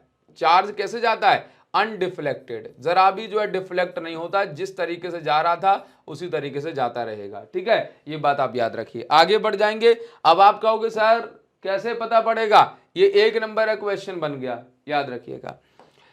देखिए, तो आगे आपसे कहा जा रहा है कि मान लेते हैं कि एक इलेक्ट्रॉन है, इसको आपने रख दिया है पैरेलल इलेक्ट्रिक फील्ड में, पैरेलल इलेक्ट्रिक फील्ड में रख दिया है, तो आप ये बताइए कि ये कहां जाएगा, ठीक है। तो आप भी समझो बेसिकली ये पैरेलल इलेक्ट्रिक फील्ड और मैग्नेटिक फील्ड, मतलब इलेक्ट्रिक और मैग्नेटिक फील्ड दोनों पैरेलल हैं। तो आप भी देखो कि अगर ये इलेक्ट्रॉन है या प्रोटॉन है, कुछ भी है, अब मैग्नेटिक फील्ड तो रखे पे कोई फोर्स लगाएगा नहीं, ठीक। इलेक्ट्रिक फील्ड जरूर इस पे ऑपोजिट डायरेक्शन में फोर्स लगाएगी, तो ये कहां मूव करेगा, स्ट्रेट डायरेक्शन में मूव करेगा, ऑपोजिट टू द फील्ड। ये इसका करेक्ट आंसर हो जाएगा, ठीक है। अगर कैप्ट की जगह ड्रॉप कह दिया जाए, ड्रॉप कह देगा तो इसका हेलिकल मोशन होगा, लेकिन अगर सिर्फ रिलीज कह दिया जाएगा तो भी इसका स्ट्रेट पाथ होगा, ठीक है। चलिए आगे बढ़ेंगे जरा। अब नेक्स्ट जो है पढ़ना, that is called Biot-Savart law. अब बायो-सावर्ट लॉ क्या होता है आप समझिए। कोई भी कंडक्टर जो मैग्नेटिक फील्ड बनाता है, कितनी मैग्नेटिक फील्ड बना सकता है इसके चारों ओर, उसको हम बोलते हैं भाई कि बायो-सावर्ट लॉ, ये हमें बताता है, ठीक है। तो बायो-सावर्ट लॉ बेसिकली हमें किसी भी करंट कैरिंग एलिमेंट, किसी भी शेप या साइज का करंट कैरिंग एलिमेंट है, उसके कारण जो मैग्नेटिक फील्ड बनती है वो हमें बायो-सावर्ट लॉ से पता पड़ती है। बायो-सावर्ट लॉ में हमेशा हम क्या करते हैं, एक छोटा सा एलिमेंट कंसीडर करते हैं, है ना। तो छोटा सा एलिमेंट कंसीडर करते हैं, वो छोटी सी मैग्नेटिक फील्ड बनाएगा, तो उसी की वैल्यू हमें बायो-सावर्ट लॉ बताता है। फॉर एग्जांपल, ये किसी भी क्रॉस सेक्शन का हमारे पास एक कंडक्टर है, ठीक है। अब इसमें एक छोटा सा जो हमने एलिमेंट मान लिया जिसको हम करंट एलिमेंट बोलते हैं, आइडियल वेक्टर, ठीक है। इसके कारण जो मैग्नेटिक फील्ड बन रही है कितनी दूरी पर, आर वेक्टर पे, कितने एंगल पे, थीटा एंगल पे, कितनी मैग्नेटिक फील्ड बनी, डीबी। तो ये हम डीबी हमें पता पड़ती है कहां से, बायो सावर्ट लॉ से। तो बायो सावर्ट लॉ ये कहता है कि जो मैग्नेटिक फील्ड है डीबी, बेसिकली मैग्नेटिक फील्ड को हम बी बोलते हैं, लेकिन छोटा एलिमेंट है, छोटा सा करंट एलिमेंट है। करंट एलिमेंट जब इस कंडक्टर में करंट जाएगा ना छोटे से एलिमेंट में, तो हम बोलेंगे इसको करंट एलिमेंट, ठीक है। तो करंट एलिमेंट कितनी मैग्नेटिक फील्ड बनाएगा ये डिपेंड कर रहा है उस पर करंट कितना फ्लो होगा। दूसरा, इस एलिमेंट की लेंथ कितनी है। तीसरा, साइन थीटा पे। चौथा, inversely proportional to square of distance, जितनी ज्यादा दूरी बढ़ेगी उतनी कम जो है स्क्वायर टाइम्स कम होती जाएगी मैग्नेटिक फील्ड की वैल्यू। इन सभी फैक्टर को जो है हम कंबाइन कर देंगे, सभी फैक्टरों को कंबाइन कर देंगे, तो आप ये देख रहे जिस जिसके डायरेक्टली प्रोपोर्शनल था उसको ऊपर लिखा, जिसके इनवर्सली प्रोपोर्शनल उसको नीचे लिखा। प्रोपोर्शनलिटी साइन हटता है तो हमेशा हर बार कोई कांस्टेंट आता है, यहाँ पे कांस्टेंट आया mu naught by 4 pi. Mu naught जो होता है ये फ्री स्पेस की परमिएबिलिटी होती है, मतलब कौन सा मीडियम खुद में से कितनी मैग्नेटिक फील्ड लाइन को अलाउ करता है, आने जाने देता है। म्यू नॉट बाय 4 पाई की वैल्यू होती है 10⁻⁷ टेस्ला मीटर एम्पियर इनवर्स, ठीक है। अच्छा याद रखिएगा, म्यू नॉट बाय 4 पाई की वैल्यू क्या होती है, tesla 10⁻⁷ tesla metre ampere inverse. Newton पर मीटर स्क्वायर भी इसकी, न्यूटन पर एम्पियर स्क्वायर भी इसकी, जैसे मैं आपको बताता हूँ, न्यूटन पर एम्पियर, मीटर ऊपर मीटर ये नीचे, ठीक है। तो मीटर से मीटर कट गया, तो न्यूटन पर एम्पियर स्क्वायर भी, न्यूटन पर एम्पियर स्क्वायर भी इसकी जो है यूनिट हो जाती है, जो आप याद रख सकते हैं, ठीक है। अच्छा, वेक्टर फॉर्म में लिखने को बहुत ज्यादा पूछा जाता है, काफी इंपॉर्टेंट है, बहुत ज्यादा इंपॉर्टेंट है, तो वेक्टर फॉर्म में लिखने को पूछा जाता है। तो बेसिकली आप देख रहे हो थीटा किस किस के बीच का एंगल है, तो थीटा एंगल है आइडियल वेक्टर और आर वेक्टर के बीच का एंगल है। अब बेसिकली इस फॉर्मूले में आर नहीं था, तो हमने क्या किया, पहले आर का इंटू कर दिया। अब अकेले ऊपर थोड़ी ना करेंगे, हाँ, अब्बा की सरकार थोड़ी ना है, तो आर का इंटू ऊपर और आर का इंटू नीचे, इसलिए क्या हो जाएगा, आर का इंटू ऊपर और आर का इंटू नीचे, तो ऊपर बन गया आर और नीचे बन गया आर क्यूब। साइन थीटा हटाएंगे तो हमेशा क्या लगाएंगे, क्रॉस, तो लगा दिया ideal vector cross R vector, ये बन गया वेक्टर फॉर्म, ठीक है। चलिए ये बात समझ में आई, चलिए आगे बढ़ेंगे। अब ये इस फॉर्मूले का इस्तेमाल हम आगे करते हैं, ये नॉर्मल फॉर्मूला, ये इसका प्रो लाइफ मतलब वेक्टर फॉर्मूला। कुछ बातें आप याद रखिएगा कि ऐसा यूनिट टेस्ला होती है, सीजीएस यूनिट गॉस या ऑस्टेड होती है। एक टेस्ला में 10⁻⁴ गॉस होते हैं या फिर 10⁻⁴ ऑस्टेड होते हैं, ठीक है। ये कुछ वैल्यूज हैं, याद रखने वाली चीज है, क्लियर है। अब आपको जो है यहाँ पर कुछ फॉर्मूले, कुछ टॉपिक, जैसे इसका डेरिवेशन हटा हुआ है, क्या डेरिवेशन नहीं करना, magnetic field due to long straight conductor, long straight conductor, ठीक है। अब आप ये समझिए कि मेरे पास ये कंडक्टर है, मेरे पास ये कंडक्टर है, अब ये कंडक्टर के अंदर कुछ करंट फ्लो हो रहा होगा, ठीक है। Let's say this is distance, कुछ डिस्टेंस हो गई परपेंडिकुलर डिस्टेंस ए या आर या डी कुछ भी मान लो, ठीक। तो इस जगह पे कितनी मैग्नेटिक फील्ड बनेगी, तो इसका फॉर्मूला जो है that is mu naught I by 4 pi A sine phi 1 plus sine phi 2, ये इसका फॉर्मूला हो गया, क्लियर है। चलिए ये वाला एंगल हो गया आपका फाई 1 और ये वाला एंगल हो गया आपका फाई 2। जब डेरिवेशन करते हैं तो हम इसको नेगेटिव मानते हैं, लेकिन न्यूमेरिकल में जो भी वैल्यूज आपको लेनी है विदाउट नेगेटिव साइन लेनी है। अच्छा, अगर कंडक्टर इनफाइनाइटली लॉन्ग है, for infinitely long conductor, infinitely long conductor, अगर इनफाइनाइटली लॉन्ग कंडक्टर है तो मैग्नेटिक फील्ड का फॉर्मूला हो जाएगा म्यू नॉट आई बाय 2 पाई ए। ए की जगह कई जगह पे हम 2 पाई डी 2 पाई आर लिखते हैं। ये जो ए है ये डिस्टेंस है कंडक्टर से, परपेंडिकुलर डिस्टेंस कंडक्टर से, ठीक है। एग्जाम्पल के तौर पे आपको ये बताता हूं कि आप ये मान लीजिए कि मेरे पास ये एक स्क्वायर शेप का कंडक्टर है, ठीक है। ये मेरे पास एक स्क्वायर शेप का कंडक्टर है, ठीक है। इसी कुछ भी साइड बाइड में मान लेता हूं, ठीक है। ये लेट से ये साइड हो गई आपके पास 1 सेंटीमीटर की, इसमें करंट फ्लो हो रहा है 2 एम्पियर, ठीक है। 2 सेंटीमीटर मान लेता हूं, ज्यादा बढ़िया रहेगा, 2 सेंटीमीटर। अब मुझे इसके सेंटर पे जो है मैग्नेटिक फील्ड निकालनी है। अब सेंटर में मैग्नेटिक फील्ड निकालनी है तो आप ये देखिए, क्या ये इनफाइनाइटली लॉन्ग कंडक्टर है, नहीं है सर, ये तो जो है ये तो इनफाइनाइट लॉन्ग कंडक्टर नहीं है, ये तो फाइनाइट साइज का है, ठीक है, 2 सेंटीमीटर साइज है। इस पॉइंट पे मैग्नेटिक फील्ड निकालनी है, तो आप क्या करेंगे कि भाई देखो इस क्यूब के कारण, ठीक है, find magnetic field at centre, cube नहीं है वो स्क्वायर है, at centre due to square, इस स्क्वायर के कारण कितनी मैग्नेटिक फील्ड जो है बनेगी। तो आप ये देखिए इस स्क्वायर में 4 साइड है, अब चारों की लेंथ बराबर है, ये जो पॉइंट है वो चारों से बराबर दूरी पर है, तो ये चारों बराबर बराबर मैग्नेटिक फील्ड बनाएंगे। तो मैं क्या करूंगा कि यहां से सेंटर से जो है मैंने दूरी ली, बोलो कितनी होगी, टोटल दूरी 2 सेंटीमीटर, तो ये दूरी 1 सेंटीमीटर।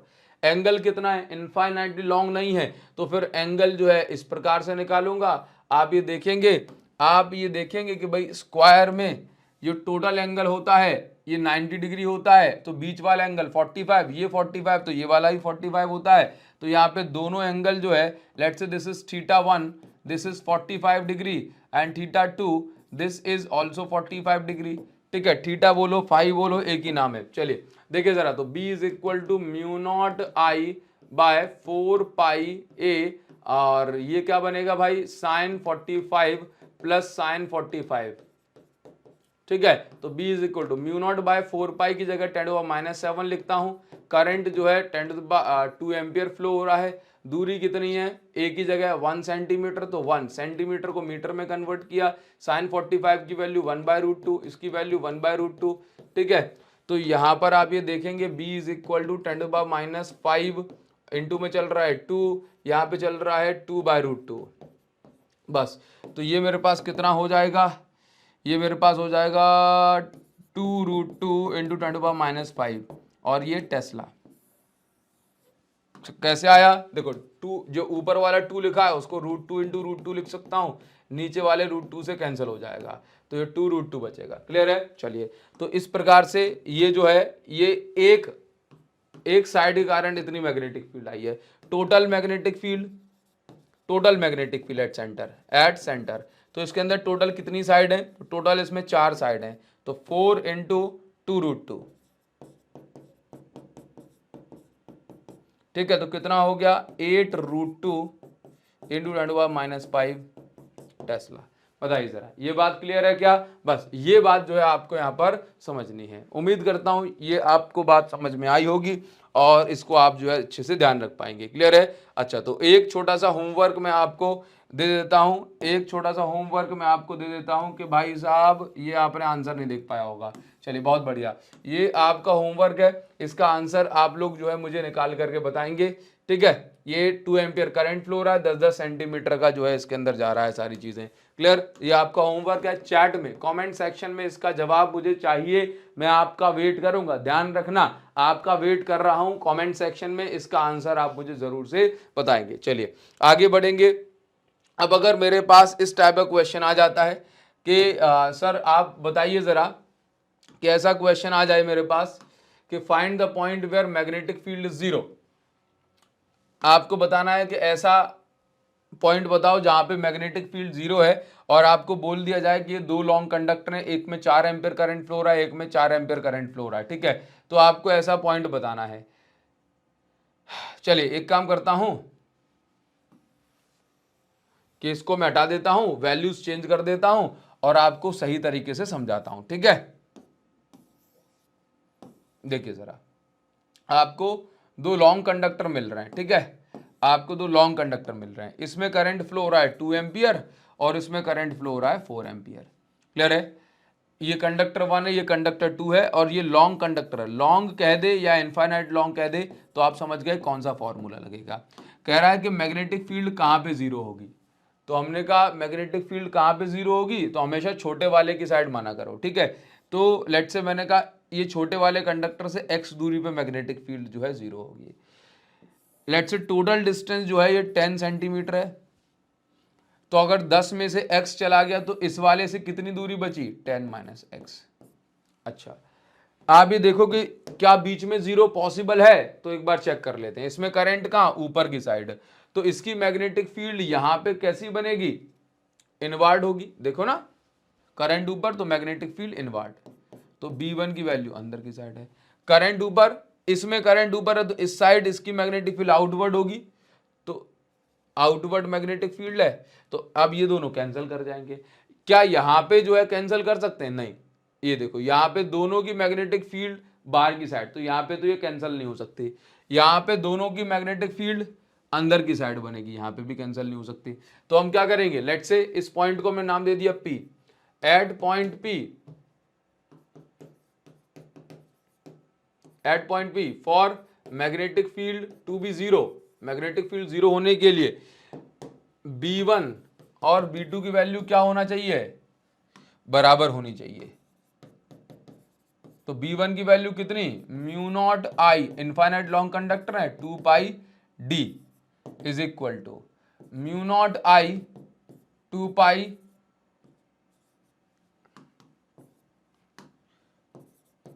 पाई डी, डी मतलब डिस्टेंस, डी लिखो या ए लिखो, आदत बना लो।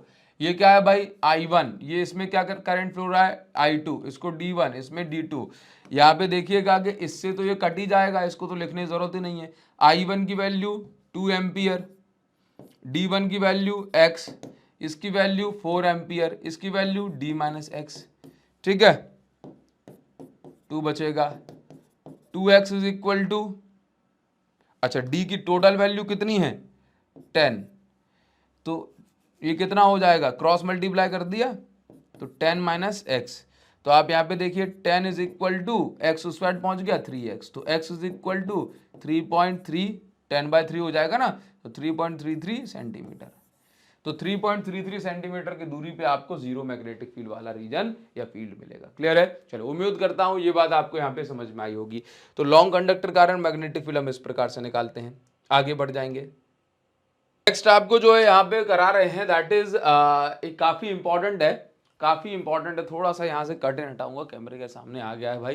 देखिए जरा, तो magnetic field due to current carrying circular coil on its axis. देखिए, तो हमारे पास यदि कोई करंट कैरिंग कॉइल है, तो इस करंट कैरिंग कॉइल के कारण कितनी मैग्नेटिक फील्ड बनेगी? एक्सिस नहीं, सेंटर पे, है ना, इसके सेंटर पे, वो हमें फाइंड आउट करना है। देखो बहुत सिंपल सा जो है इसका सॉल्यूशन है। तो सबसे पहले क्या होता है कि अगर ये मेरे पास एक करंट कैरिंग कॉइल है, ठीक है, ये इसका सेंटर है, इसमें करंट इस डायरेक्शन फ्लो हो रहा है। हमने चेक किया मैग्नेटिक फील्ड कहाँ होगी, तो हमने यहाँ पे डॉट की जगह क्रॉस लगा दिया। अब यहाँ पे एक छोटा सा एलिमेंट हमने कंसीडर कर लिया जो कि स्ट्रेट होगा, ठीक है, और इस एलिमेंट से हमने डिस्टेंस रखी r, तो इसको हमने बोला r वेक्टर। ये छोटा सा करंट कैरिंग एलिमेंट है, तो हमने इसको नाम देते हैं आइडियल वेक्टर। दोनों के बीच में जो एंगल बनता है ये 90 डिग्री होता है।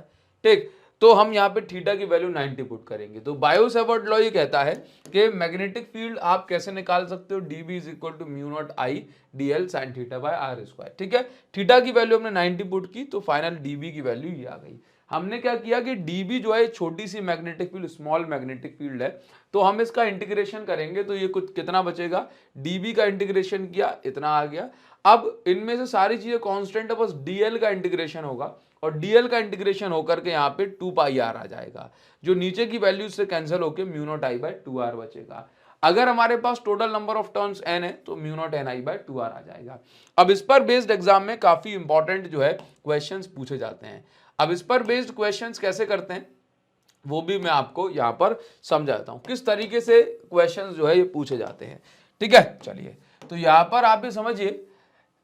देखो यहां मैं आपको करवा रहा हूं, मैंने वन शॉट में और ज्यादा क्वेश्चंस करवाए हैं, ठीक है, और काफी ज्यादा। अगर आपको चाहिए कि सर मुझे तो क्वेश्चन प्रैक्टिस करनी है, तो स्पेशल क्वेश्चन प्रैक्टिस बैच आपके लिए है ना, जिसमें आप डेली क्वेश्चन प्रैक्टिस कर सकते हो। क्लियर है? अच्छा, ये देखिए जरा, ये मेरे पास जो है एक कॉइल है। आपसे क्वेश्चन कैसे पूछा जाएगा? आपसे क्वेश्चन ऐसे पूछे, ये मेरे पास एक कॉइल है, ठीक है, अब इसमें करंट फ्लो हो रहा है ऐसे, ठीक, तो आपको इसके सेंटर पे मैग्नेटिक फील्ड जो है निकालनी है। तो कॉइल वाले केस में हम क्या करते हैं कि पहले मैग्नेटिक फील्ड की डायरेक्शन देखो जरा।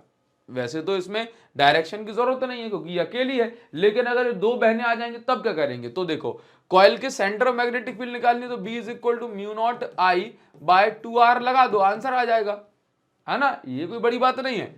बड़ी बात कहां है कि जब दो कॉइल आपको दे देंगे, तो आप सबसे पहले क्या काम करो कि ये कॉइल है, इसमें करंट चेक करो। सर करंट इसमें ऐसे फ्लो हो रहा है, तो ऐसे आपने उंगलियों को मोड़ा, अंगूठा कहां है? अंगूठा ऊपर है, तो इसका मतलब ये पहली वाली कॉइल की मैग्नेटिक फील्ड ऊपर की साइड बनेगी। कहां बनेगी? ऊपर की साइड। कितनी बनेगी वो तो हम B is equal to mu naught ni/2r से लगा ही सकते हैं। n की वैल्यू अगर 1 है तो 1 पुट करो, ठीक है, वो तो हम निकाल ही लेंगे। अब देखिए, अब आपसे कह देगा कि इसके ही सेंटर मतलब जो है परपेंडिकुलर एक और कॉइल रखी है और उसमें करंट फ्लो हो रहा है ऐसे। अब भाई इसमें अगर ऐसे करंट फ्लो हो रहा है तो हम क्या करेंगे, बताओ जरा। अब इसमें करंट ऐसे फ्लो हो रहा है तो हम एक काम कर सकते हैं कि जैसे इसमें करंट ऐसे फ्लो हो रहा है, देखो ऊपर की साइड जा रहा है तो मैंने इसको ऊपर की साइड ऐसे, तो इसका मतलब है कि इसमें आप ये देखिए कि मैग्नेटिक फील्ड कहाँ है, बाहर की साइड। इसके हिसाब से मैग्नेटिक फील्ड कहाँ है, बाहर की साइड। तो मैग्नेटिक फील्ड बाहर की साइड, तो इसको मैं नाम दे दिया B2 वेक्टर। तो अब आप क्या करेंगे कि B1 की कुछ वैल्यू निकालेंगे। लेट से B1 की वैल्यू आ गई 10, B2 की वैल्यू भी आ गई कितनी, 10। अब जब मैग्नेटिक फील्ड सेम डायरेक्शन में होती हैं ऐड कर देते हैं, ऑपोजिट डायरेक्शन में होती है सब्ट्रैक्ट कर देते हैं। लेकिन यहाँ पे दोनों के बीच में एंगल बन रहा है सर कितना, एक बाहर की साइड है एक ऊपर की साइड है, तो दोनों के बीच में 90 डिग्री बन रहा है। तो फॉर्मूला लगाते हैं, b1 square plus b2 square plus 2b1 b2 cos theta. अब यहाँ पे थीटा की वैल्यू 90 डिग्री है। थीटा किस किस के बीच का एंगल, एक मैग्नेटिक फील्ड दूसरी मैग्नेटिक फील्ड, हाँ, तो दोनों की वैल्यू दोनों के बीच में 90 डिग्री है। तो भाई ये कितना बचेगा, root b1 square plus b2 square. तो 10 का स्क्वायर प्लस 10 का स्क्वायर, तो ये बचेगा 10 रूट 10, इतने टेस्ला। ये नेट मैग्नेटिक फील्ड निकल आई। इस तरीके से अपन इसको करते हैं, ठीक। जो भी करंट फ्लो हो रहा है वो वैल्यूज वगैरह अपन पुट करेंगे। एग्जांपल के तौर पे आप ये देख लो क्या कहा जा रहा है, इसको समझिए। तो यहाँ पे क्या कहा जा रहा है, यहाँ पे आपसे ये कहा जा रहा है कि मैग्नेटिक फील्ड आपको निकालनी है सेंटर पे, क्लियर है। 10 सेंटीमीटर रेडियस है, 4 एम्पियर करंट फ्लो हो रहा है। तो आप यहाँ पर देखो मैग्नेटिक फील्ड का फॉर्मूला, B1 की वैल्यू निकाली, ये क्या आई 8/10⁻⁶, B2 की वैल्यू निकाली, ये भी आई 8/10⁻⁶। अब हमने क्या किया कि नेट मैग्नेटिक फील्ड दोनों 90 डिग्री पे है, यहाँ पे परपेंडिकुलर दोनों कौन सी डिग्री पे, 90 डिग्री पे। अब 90 डिग्री पे है तो कितना आ गया, √2b, मतलब कि कुछ इतना आ गया। अब मुझे अगर रिजल्टेंट मैग्नेटिक फील्ड कहाँ होगी, लेट से इसकी मैग्नेटिक फील्ड बाहर की साइड है, इसकी मैग्नेटिक फील्ड कहाँ है, बाहर की साइड है, ठीक है, और इसकी मैग्नेटिक फील्ड कहाँ है, ऊपर की साइड है। तो अब आप ये देखेंगे एक मैग्नेटिक फील्ड ऊपर, एक मैग्नेटिक फील्ड बाहर, एक ऊपर, तो रिजल्टेंट मैग्नेटिक फील्ड कहाँ जाएगी, इन दोनों के बीच में जाएगी, इन दोनों बीच में। तो हम क्या करते हैं, हम यहाँ पे tan थीटा लगाते हैं, tan theta is equal to b1/b2 लगाया, आंसर आ गया। तो 45 डिग्री निकल के आ गया, ठीक है। बस इस तरीके से आप इस टाइप के क्वेश्चंस को कर सकते हैं, ठीक। एग्जाम्पल के तौर पे आपके लिए ये वाला क्वेश्चन भी है, इसका आंसर आप निकाल के हमें बताएंगे, ठीक है। ये तो चलो आंसर आप देखिए नोट्स में से डाउनलोड कर लेना, एक आपके लिए ट्रायल के लिए हो जाएगा, ठीक है। अब दूसरा जो क्वेश्चन है ये देख लेते हैं थोड़ा सा। अब मान लेते हैं कि ऐसा क्वेश्चन आपको दे दिया, एक कॉइल है जिसमें करंट फ्लो हो रहा है 4 एम्पियर, इसकी रेडियस है 5 सेंटीमीटर। एक और कॉइल है जो इसके म्यूचुअली परपेंडिकुलर है, इसमें करंट फ्लो हो रहा है नीचे की साइड 2 एम्पियर, इसकी रेडियस भी है 5 सेंटीमीटर। आपको निकालनी है नेट मैग्नेटिक फील्ड की वैल्यू। ये आपका होमवर्क है, कमेंट सेक्शन में आपका वेट कर रहा हूं, जरूर से आप इसका आंसर बताइएगा, ठीक है। चलो अब जो अगला टॉपिक है ये है हमारे पास magnetic field on its axis, ठीक है। तो अगर मेरे पास एक करंट कैरिंग कॉइल है, ठीक, तो इसकी एक्सिस पे कितनी जो है मैग्नेटिक फील्ड बनेगी ये मुझे निकालना है। डायग्राम बहुत सिंपल है, क्या करता हूं कि ये जो दूरी है इसको मैं x मान लेता हूं, इसकी रेडियस को मैं a मान लेता हूं, इसकी वैल्यू को मैं r is equal to √x² plus a² मान लेता हूं। ऑब्वियस सी बात है हाइपोटेन्यूस है तो, ठीक है। मैग्नेटिक फील्ड जो होगी इसकी ये हमेशा डिस्टेंस के परपेंडिकुलर बनती है, तो उसको मैं नाम दिया db वेक्टर।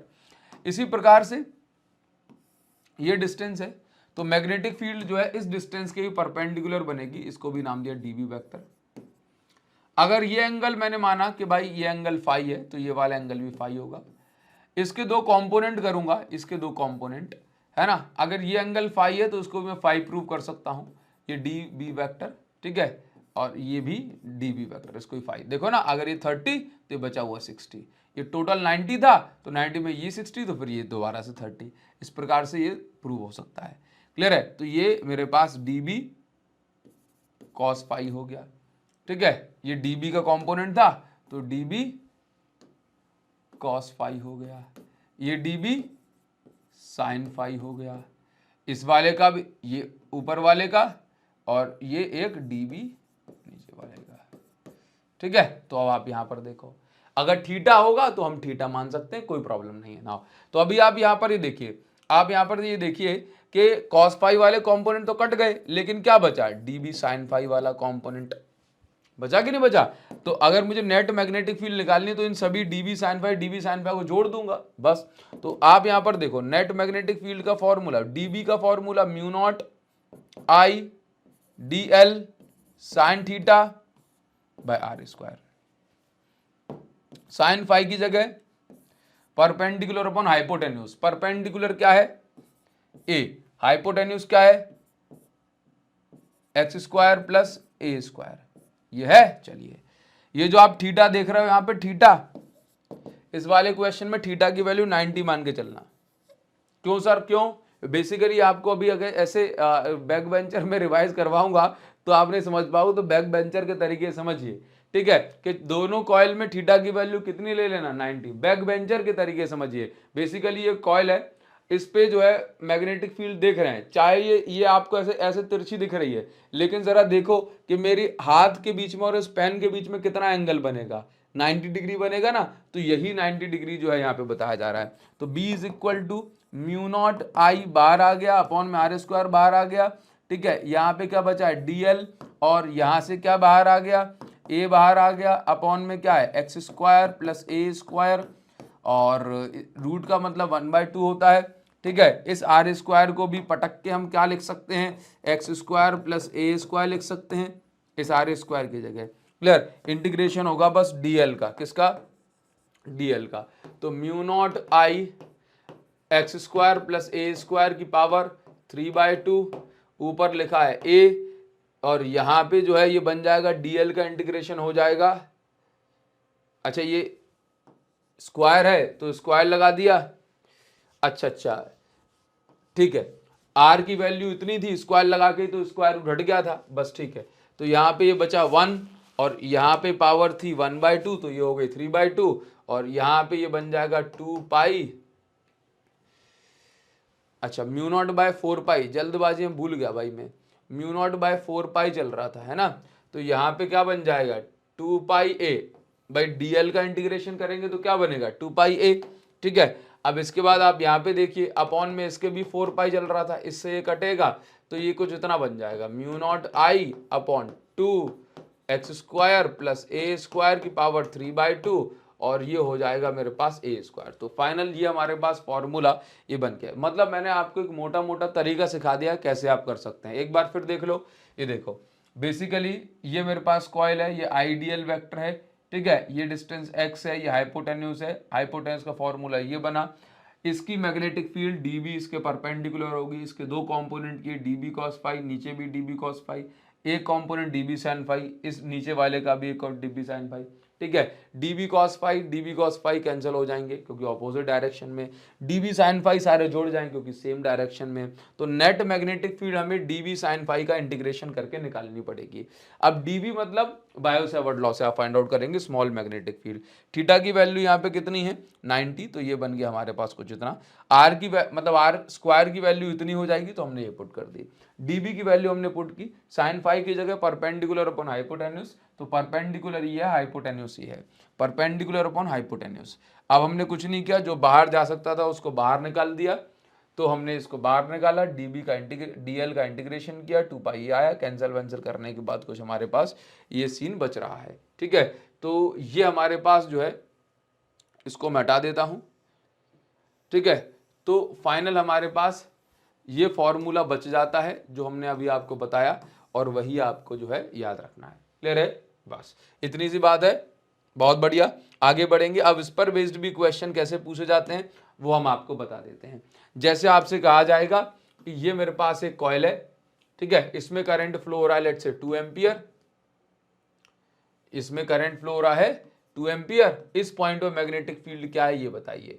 कॉइल की रेडियस दे देंगे आपको, लेट से ए इज इक्वल टू 2 सेंटीमीटर, ये दूरी हो गई 5 सेंटीमीटर। तो अब आप क्या करोगे, फॉर्मूला लगाओगे। क्या फॉर्मूला है, b is equal to mu naught I A square upon 2x square plus A square की पावर 3/2। 3/2 समझते हो कैसे सॉल्व करते हैं, पहले क्यूब कर लो, उसके ऊपर रूट लगा देना। जैसे 10 के ऊपर पावर 3/2 लगी है, तो पहले 10 का क्यूब बना लो, तो वो 1000 हो गया, इसके ऊपर स्क्वायर रूट लगा दो, 1000 का स्क्वायर रूट 10√10 आता है। बस ये हमारा आंसर हो जाएगा। तो अब एक इस टाइप का क्वेश्चन पूछा जाएगा, इसको तो निकालना आसान है। दूसरा किस टाइप का क्वेश्चन पूछा जाएगा कि ये हमारे पास एक कॉइल दे दी, इसमें करंट फ्लो हो रहा है ऐसे, और एक और कॉइल है, इसमें करंट फ्लो हो रहा है ऐसे, ठीक है। अब आपको ये टोटल दूरी दे देंगे, let's say this is 10 centimetre.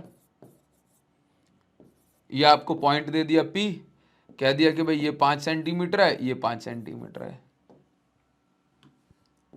इसमें करंट फ्लो हो रहा है 2 एम्पियर, इसमें करंट फ्लो हो रहा है 3 ampere.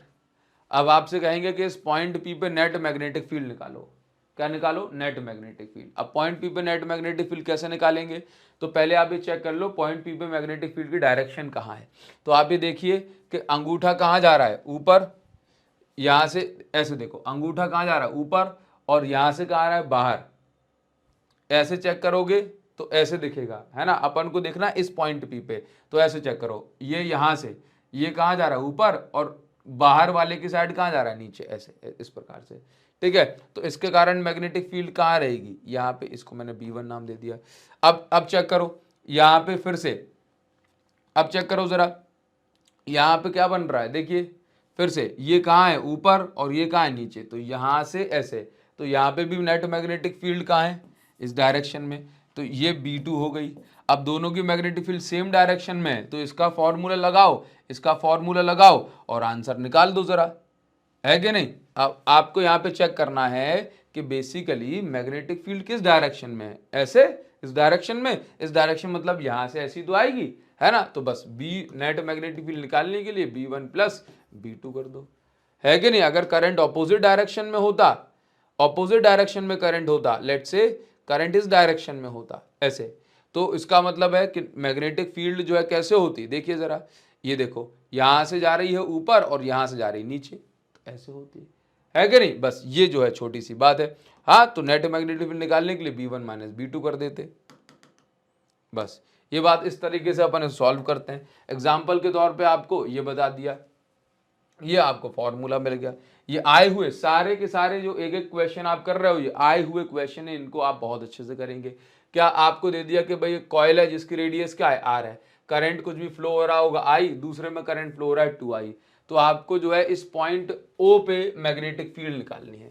Calculate net magnetic field eight point O। बस आपने कुछ नहीं किया, दोनों की मैग्नेटिक फील्ड चेक की, आपने देखा कि ये P है और ये Q है, तो P की मैग्नेटिक फील्ड कितनी आई भाई साहब, ये देखिए जरा क्या क्या दिया गया है। तो P की मैग्नेटिक फील्ड हमने निकाली,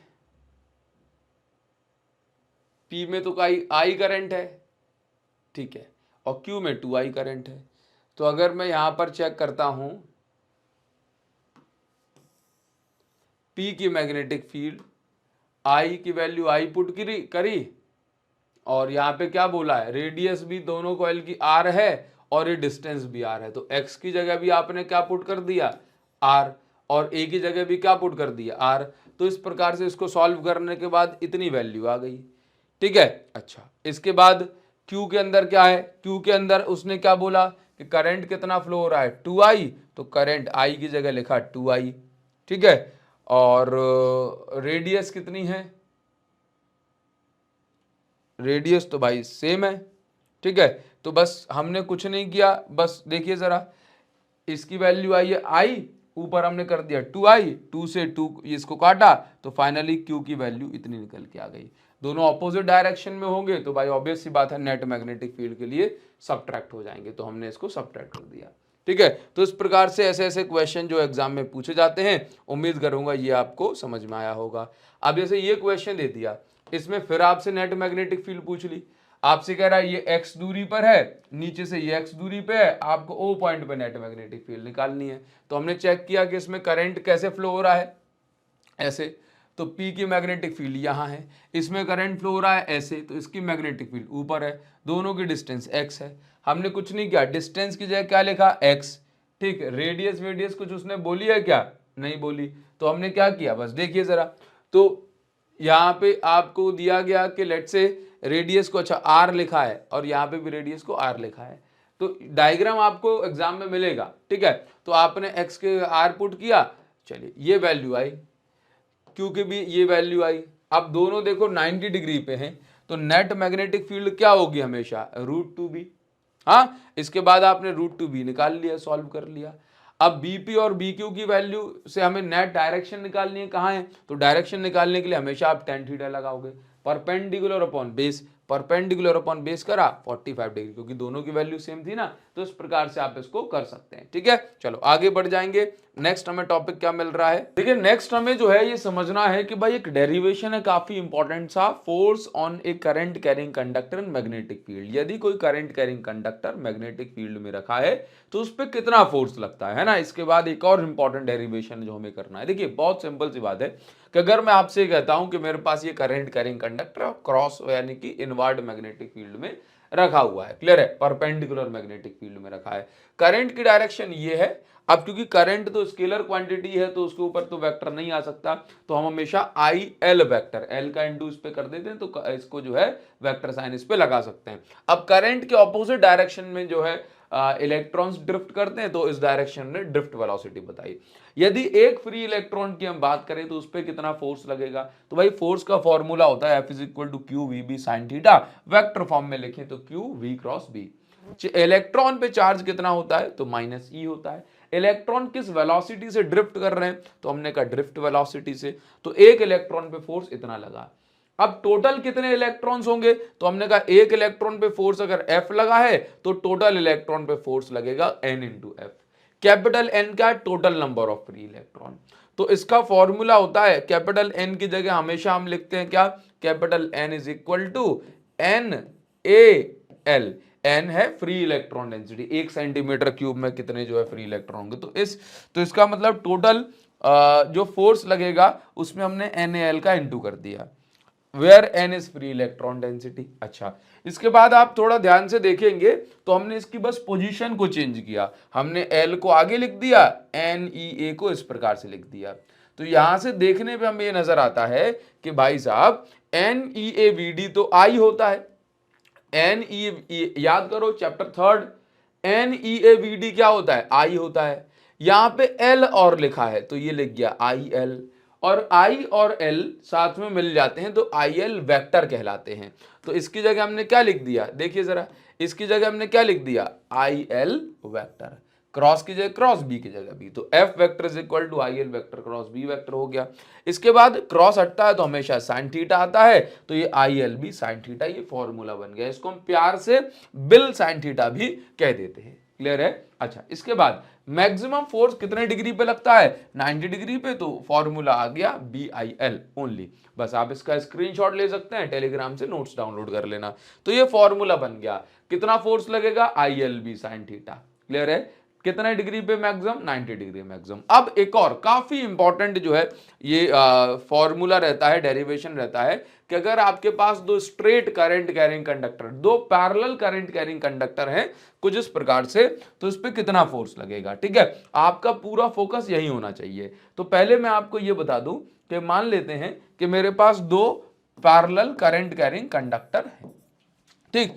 अब आप ये देखिए कि ये कंडक्टर इस डायरेक्शन में इनवर्ड मैग्नेटिक फील्ड बना रहा है, जबकि इसकी मैग्नेटिक फील्ड इस साइड, सर इस साइड नहीं देखना क्या इसकी मैग्नेटिक फील्ड, नहीं, जब कंडक्टर यहां पे कोई और है ही नहीं तो इसकी मैग्नेटिक फील्ड इस साइड देखेंगे, तो ये आउटवर्ड है, कहां है, आउटवर्ड। तो ये पहले वाले की मैग्नेटिक फील्ड, ये दूसरे वाले की मैग्नेटिक फील्ड, ये कंडक्टर 1, ये कंडक्टर 2, दोनों के बीच में कुछ दूरी है जिसको हमने बोला नाम दिया d। अब हमने अभी पढ़ा कि किसी भी कंडक्टर, अब देखना कि पहले वाले की जो मैग्नेटिक फील्ड होगी वो दूसरे पे फोर्स लगाएगी, दूसरे वाले की मैग्नेटिक फील्ड पहले वाले पे फोर्स लगाएगी, है कि नहीं। तो F = अभी फॉर्मूला बना ना ILB साइन थीटा, ऑब्वियस सी बात है कि इसकी लेंथ और ये परपेंडिकुलर है, तो फिर यहाँ पे कोई भी जो नेट मतलब मैं कहूँगा एंगल जो है 90 डिग्री होगा, तो फोर्स सिंबल ILB होगा। हम जानते हैं कि भाई सब कुछ खुद का होगा, है ना, बस मैग्नेटिक फील्ड दूसरे की होगी, क्योंकि खुद की मैग्नेटिक फील्ड खुद पे फोर्स नहीं लगा पाती। अगर दोनों की लेंथ हमने जो है अगर सेम मान लिया तो L की जगह हम L पुट कर देंगे।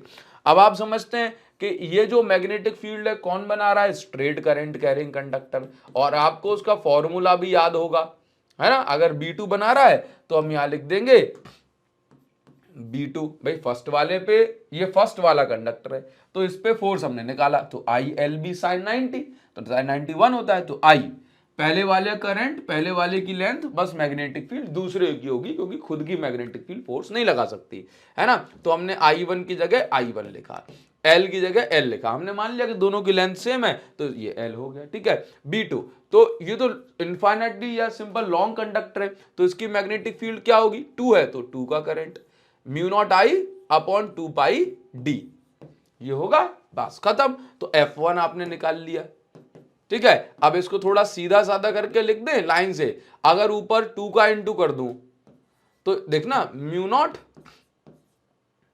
I1 I2 L अपॉन 2 पाई D, तो अपॉन 2 पाई और ये D, ठीक। अब थोड़ा सा ना एक काम कर देता हूं कि भाई ये तो फोर्स हो गया, अब 2 का इंटू ऊपर कर दूं, 2 का इंटू नीचे कर दूं, तो ये कुछ ऐसा बन जाएगा, F1 is equal to mu naught upon 4 pi, ठीक है, 2I1 I2 upon D, into में क्या है L। तो अभी तो ये फोर्स निकाला, अब अगर मुझे चाहिए फोर्स पर यूनिट लेंथ, ये तो टोटल लेंथ पे फोर्स है, अगर मुझे चाहिए 1 सेंटीमीटर पे या 1 मीटर पे, तो यहां पे इसका डिवाइड कर दिया, इसको मैंने नाम दिया कैपिटल F, ठीक है। चलिए, तो ये mu naught by 4 pi 2I1 I2 by D, this is force per unit length, क्या है, फोर्स पर यूनिट लेंथ, समझ गए। तो आपने जैसे फर्स्ट का निकाला, फर्स्ट पे इतना फोर्स लग रहा है, सेकंड पे भी एग्जैक्टली सेम फोर्स लगता है, ठीक। तो इस प्रकार से जो है आप इसको देख सकते हैं, देखो बिल साइन थीटा, तो अगर सेकंड पे निकाल रहे हो फोर्स ऑन 2/1, है ना, फोर्स ऑन 2/1, 2 पे कितना फोर्स लगा, 1 के द्वारा, तो 1 की मैग्नेटिक फील्ड और सब कुछ 2 का रहेगा, है ना। तो इस प्रकार से हमने इसको दिया, देखो 1 पे कितना लगा 2 के द्वारा, तो देखो 2 की मैग्नेटिक फील्ड, बाकी सब कुछ 1 का, दोनों का हमने फोर्स निकाला, सेम निकल के आया, तो बस ये हो जाएगा force between 2 parallel current carrying conductor. बात समझ में आई कि अगर 2 पैरेलल करंट कैरिंग कंडक्टर हैं, 2 पैरेलल करंट कैरिंग कंडक्टर हैं, तो उन पे कितना फोर्स लगेगा, तो F is equal to mu naught by 4 pi 2I1 I2 by D, ये फोर्स पर यूनिट लेंथ है, इसलिए मैं इसकी यूनिट भी न्यूटन पर मीटर लिखता हूं।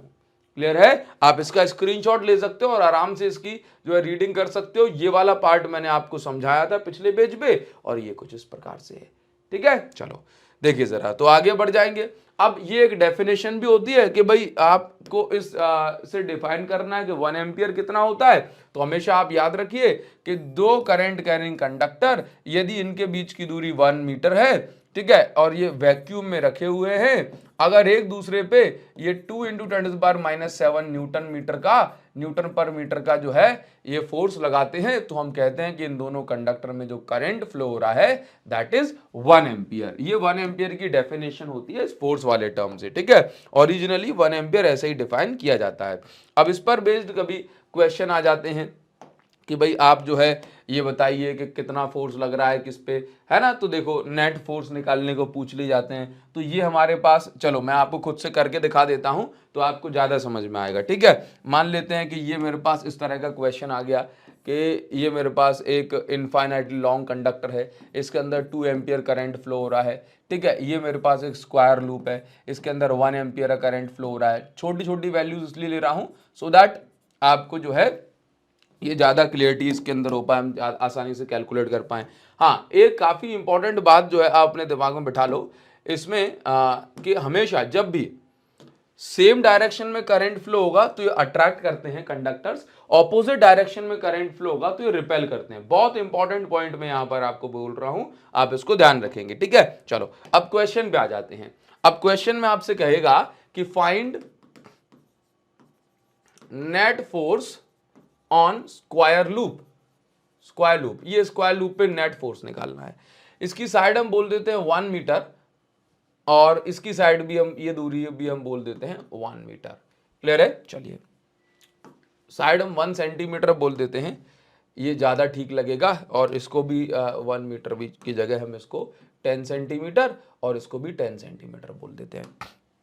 अब ध्यान से देखिए, अब बेसिकली क्या होगा कि ये दोनों तो सेम डिस्टेंस पे, इनका कुछ नहीं हो रहा। अब ये आप ये देखो, अब होगा क्या कि ये जो कंडक्टर है, ये कंडक्टर इस डायरेक्शन में मैग्नेटिक फील्ड बनाएगा, तो इनवर्ड मैग्नेटिक फील्ड इसकी बनेगी इनवर्ड मैग्नेटिक फील्ड। ठीक है, हमें अब देखना ये स्क्वायर लूप आपस में एक दूसरे पे कोई फोर्स नहीं लगाएगा, इसका नेट फोर्स जो है 0 बनेगा। ठीक है, अब आप ये देखिए यहां पर, आप यहां पर ये देखिए कि ये कंडक्टर इधर कुछ मैग्नेटिक फील्ड बनाएगा, इसकी मैग्नेटिक फील्ड को हम नाम देते हैं बी।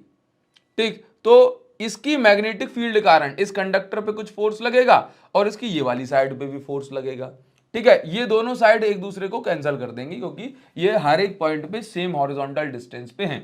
क्लियर है? तो ये दोनों मैटर करती हैं। ठीक है, देखिए तो देखिए जरा, तो बेसिकली अगर मैं यहां पर इसकी मैग्नेटिक फील्ड निकालूं तो ये क्या हो जाएगी, mu naught I bye 2 pi D.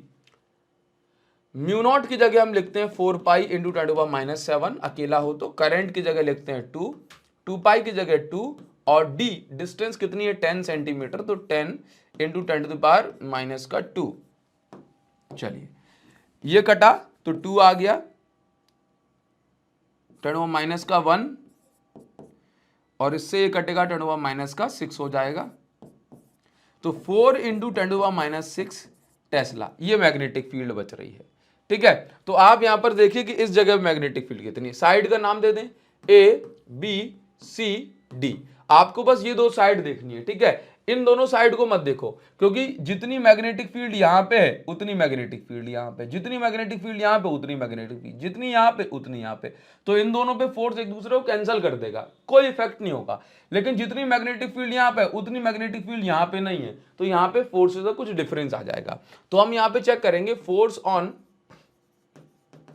A B पे कितना फोर्स लगा, या sorry force on A D पे कितना फोर्स है। तो इसके लिए हम क्या करेंगे भाई, फोर्स का फॉर्मूला आप देखिए जरा, तो सिंपल आई एल बी और साइन थीटा तो साइन 90 हो जाएगा, तो F is equal to, current कितना है 1, लेंथ कितनी है 10 सेंटीमीटर, तो ये 10⁻10 और सेंटीमीटर में 10⁻²। मैग्नेटिक फील्ड की वैल्यू 4 इंटू 10⁻6 टेस्ला, तो फोर्स कितना निकल के आ गया, ये आ गया -8, तो 4 इंटू 10⁻7 न्यूटन, ये निकल के आ गया। अब आप यहां पर देखेंगे तो बेसिकली ये दोनों पैरेलल हैं, तो ये इसको अट्रैक्ट कर रहा होगा। ठीक है, इस पे चेक करेंगे तो यहां पर सब कुछ सेम रहेगा, करंट लेंथ वगैरह सब सेम रहेगा, लेकिन फोर्स ऑन बीसी, लेकिन क्या बदल जाएगी इस जगह पे मैग्नेटिक फील्ड बदल जाएगी मैग्नेटिक फील्ड। अच्छा देखिए जरा, इस जगह मैग्नेटिक फील्ड बदल जाएगी, कितनी मैग्नेटिक फील्ड होगी, तो यहां पे डिस्टेंस कितनी है 10 सेंटीमीटर प्लस 10 सेंटीमीटर, तो यहां की डिस्टेंस निकालेंगे तो 20 सेंटीमीटर आएगी। तो इसका मतलब ये मैग्नेटिक फील्ड जो है, इस जगह पे मैग्नेटिक फील्ड निकालेंगे, इस जगह पे यहां पे मैग्नेटिक फील्ड निकालेंगे तो 2 इंटू 10⁻6 आएगा, क्योंकि 20, ये 10 और 10 20, दूरी जो है 10 की जगह 20 हो जाएगी। तो आप यहां पर ये देखिए, तो बेसिकली जो फोर्स जो बचेगा ये फिर कितना बचेगा 10 सेंटीमीटर, करंट कितना है 1, ये हो जाएगा लेंथ 10 इंटू 10⁻², तो ये बचेगा -1। ठीक है, ये बचेगा 2 इतना, तो फोर्स कितना निकल के आएगा 2 इंटू 10⁻7 न्यूटन। तो इसका फोर्स ये दोनों ऑपोजिट डायरेक्शन में, तो रिपेल करेगा। नेट फोर्स ऑन स्क्वायर या नेट फोर्स ऑन लूप, इस लूप पे नेट फोर्स कितना लगेगा, तो आप ये देखिए F net is equal to, ये ज्यादा में से कम को घटा दो तो ये इतना बचेगा, ये F force on A D minus force on B C, तो आप ये देखिए कितना बचेगा 4, इसको सॉल्व करके 2 इंटू 10⁻7 न्यूटन, ये इतना फोर्स आ जाएगा। इस प्रकार से आप जो है इस टाइप के क्वेश्चन को जरूर से ट्राई करें, ठीक है। अच्छा, इसके बाद जो है नेक्स्ट जो डेरिवेशन आपको यहाँ पर मिलता है, देखिए नेक्स्ट क्वेश्चन जो हमें यहाँ पे मिल रहा है दैट इज कि भाई torque on A current carrying coil in magnetic field. मतलब यदि कोई कॉइल जिसमें करंट फ्लो हो रहा है, यदि वो मैग्नेटिक फील्ड में रखी है तो उस पर टॉर्क लगता है। टॉर्क क्यों लगता है? क्योंकि देखो, जैसे मान लेता हूं कि मैं आपको यहाँ पे समझा देता हूं बिल्कुल सेपरेट अलग से, कि ये मेरे पास एक कॉइल है, ठीक है। इस कॉइल में करंट फ्लो हो रहा है लेट्स से इस डायरेक्शन में, और भाई यहाँ भी करंट फ्लो हो रहा है, ठीक है, इस डायरेक्शन में। यहाँ पे जो है ऐसे मैग्नेटिक फील्ड जो है ये रखी हुई है, क्लियर है। इसकी लेंथ हम मान लेते हैं L, और इस वाली साइड की जो लेंथ है दैट इज B। यहाँ पे मैग्नेटिक फील्ड है। अब बेसिकली क्या होता है कि इसमें करंट फ्लो हो रहा है जैसे ऊपर की साइड, तो मैग्नेट करंट की डायरेक्शन ऊपर यहाँ से, तो इस पे फोर्स लगेगा अंदर, इस पे फोर्स लगेगा बाहर। तो ऑब्वियस सी बात है इक्वल एंड ऑपोजिट फोर्सेस हैं, ये क्या कर जाएगी, बॉडी घूम जाएगी। अब इस पे टॉर्क का फॉर्मूला होता है magnitude of either force into दोनों साइड के बीच की, जो दोनों फोर्सेस के बीच की परपेंडिकुलर डिस्टेंस है ना, तो फोर्स इनटू परपेंडिकुलर डिस्टेंस। अब हमें इन दोनों फोर्सेस के बीच की परपेंडिकुलर डिस्टेंस चाहिए, ठीक है। तो हम क्या करेंगे इसके लिए कि इस कॉइल को ऊपर से ऐसे देखेंगे, इस कॉइल की जो लेंथ ये क्या है, B है, ठीक है। इस डायरेक्शन में हमने देखा कि मैग्नेटिक फील्ड यहाँ है। अब जैसे कॉइल अगर तिरछी है ना, कॉइल तिरछी रखी है ऐसे, तो इस पे एरिया वेक्टर भी ऐसे बनेगा। एरिया वेक्टर बेसिकली 90 डिग्री पे होता है। हाँ, तो हमने क्या किया कि लेट्स अगर पूरा 90 है, उसमें से अगर ये थीटा हो गया तो ये हो गया 90 माइनस थीटा, ठीक है। इस वाली साइड पे जो फोर्स लग रहा है, ये अंदर की साइड आपको बताया, तो ये हो गया अंदर की साइड फोर्स, और इस वाली साइड पे फोर्स लगेगा, ये लगेगा बाहर की साइड, तो ये हो गया F, ठीक है। हमें इन दोनों फोर्सेस के बीच की परपेंडिकुलर डिस्टेंस चाहिए। ये 90 माइनस थीटा, ये 90 है, तो भाई ये वाला एंगल भी थीटा। तो सीधे सीधे शब्दों में मैं आपसे ये कह सकता हूं, मैंने आपको प्रूव करके दिखाया, लेकिन आप सीधे सीधे शब्दों में इसको ध्यान रखें कि ये थीटा तो ये वाला भी थीटा, बस इतनी बात याद रखो। अब इस हिसाब से ये बेस है, ये परपेंडिकुलर है, और ये हाइपोटेन्यूस है। अब मुझे क्या चाहिए, परपेंडिकुलर डिस्टेंस। तो बेसिकली परपेंडिकुलर डिस्टेंस, तो परपेंडिकुलर बाय हाइपोटेन्यूस होता है साइन थीटा। तो परपेंडिकुलर डिस्टेंस, हाइपोटेन्यूस की वैल्यू क्या है, B, तो B का इंटू यहां हो जाएगा, तो B साइन थीटा बच जाएगा, बस इतनी सी बात। तो फोर्स कितना, ILB, perpendicular distance B sine theta, tau is equal to, I को I लिखा, L into B, length into breadth क्या होता है, एरिया, और ये IAB sine theta, tau is equal to IAB। आपको अगर याद हो तो I इंटू A क्या होता है, भाई ये टॉर्क का फॉर्मूला बन गया, ऐसे याद रखो, ठीक है। अगर n नंबर ऑफ टर्न्स है तो NIAB साइन थीटा हो गया, ये फॉर्मूला बना दिया। ये फॉर्मूला बहुत काम की चीज है, आप इसको याद रखिए, डेरिवेशन होगा खत्म। अच्छा, NIA जो होता है ये मैग्नेटिक मोमेंट का फॉर्मूला होता है, तो MB साइन थीटा हम इसको बना सकते हैं। वेक्टर फॉर्म में आप समझते ही हो, ये M vector cross B vector, और ये साइन थीटा ये आ जाएगा। बस ये इस प्रकार से टॉर्क जो है कॉइल पे इतना लगता है। बस सीधे सीधे कम शब्दों में हमने आपको ये बता दिया, ये फॉर्मूला याद रखना। और जो क्वेश्चन इस पे से बनेगा वो पता है क्या होगा, क्वेश्चन इस पे से ऐसा बन जाएगा, ये आप इसका प्रॉपर स्क्रीनशॉट ले सकते हो कि कैसे कैसे इसको लिखा जाए एग्जाम में, वो आपको यहां पर बताया गया है, ठीक है। चलिए अब देखिए जरा, अब इस पे से क्वेश्चन जो बनता है गैल्वेनोमीटर करने से पहले वो ये है कि आपके पास किसी भी शेप की यदि कॉइल है, अगर सेम पैरामीटर की, किसकी, सेम पैरामीटर की जो है अगर आपके पास कॉइल है, तो भाई किस कॉइल पे ज्यादा टॉर्क लगेगा, तो सर्कुलर कॉइल पे ज्यादा टॉर्क लगेगा, क्योंकि सेम पैरामीटर के लिए सर्कुलर का जो एरिया होता है ये बराबर हो, circular coil has maximum torque,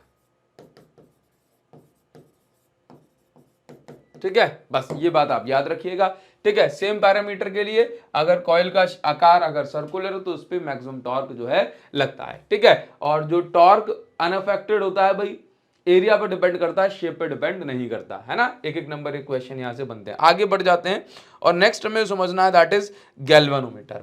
अभी भाई गैल्वेनोमीटर क्या होता है उसको बहुत आसानी से आप समझ लो। ये डायग्राम आपको देख करके थोड़ा अजीब सा लग रहा होगा, लेकिन मैं इसको प्रॉपर, जैसे मैं हर चीज आपको ऐसे बना बना के समझा रहा हूं, मैं गैल्वेनोमीटर भी समझा देता हूं। देखिए गैल्वेनोमीटर सीधी सी बात है, गैल्वेनोमीटर क्या, गैल्वेनोमीटर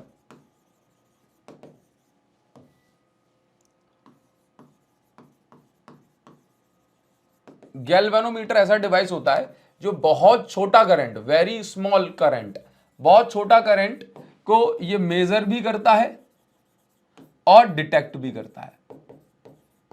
ठीक है, चलिए ध्यान दोगे। अब इसके बाद क्या है, कितना छोटा करंट, 10⁻⁻6 एम्पियर, 10⁻⁸ एम्पियर तक ये इसको मेजर कर लेता है। क्लियर है?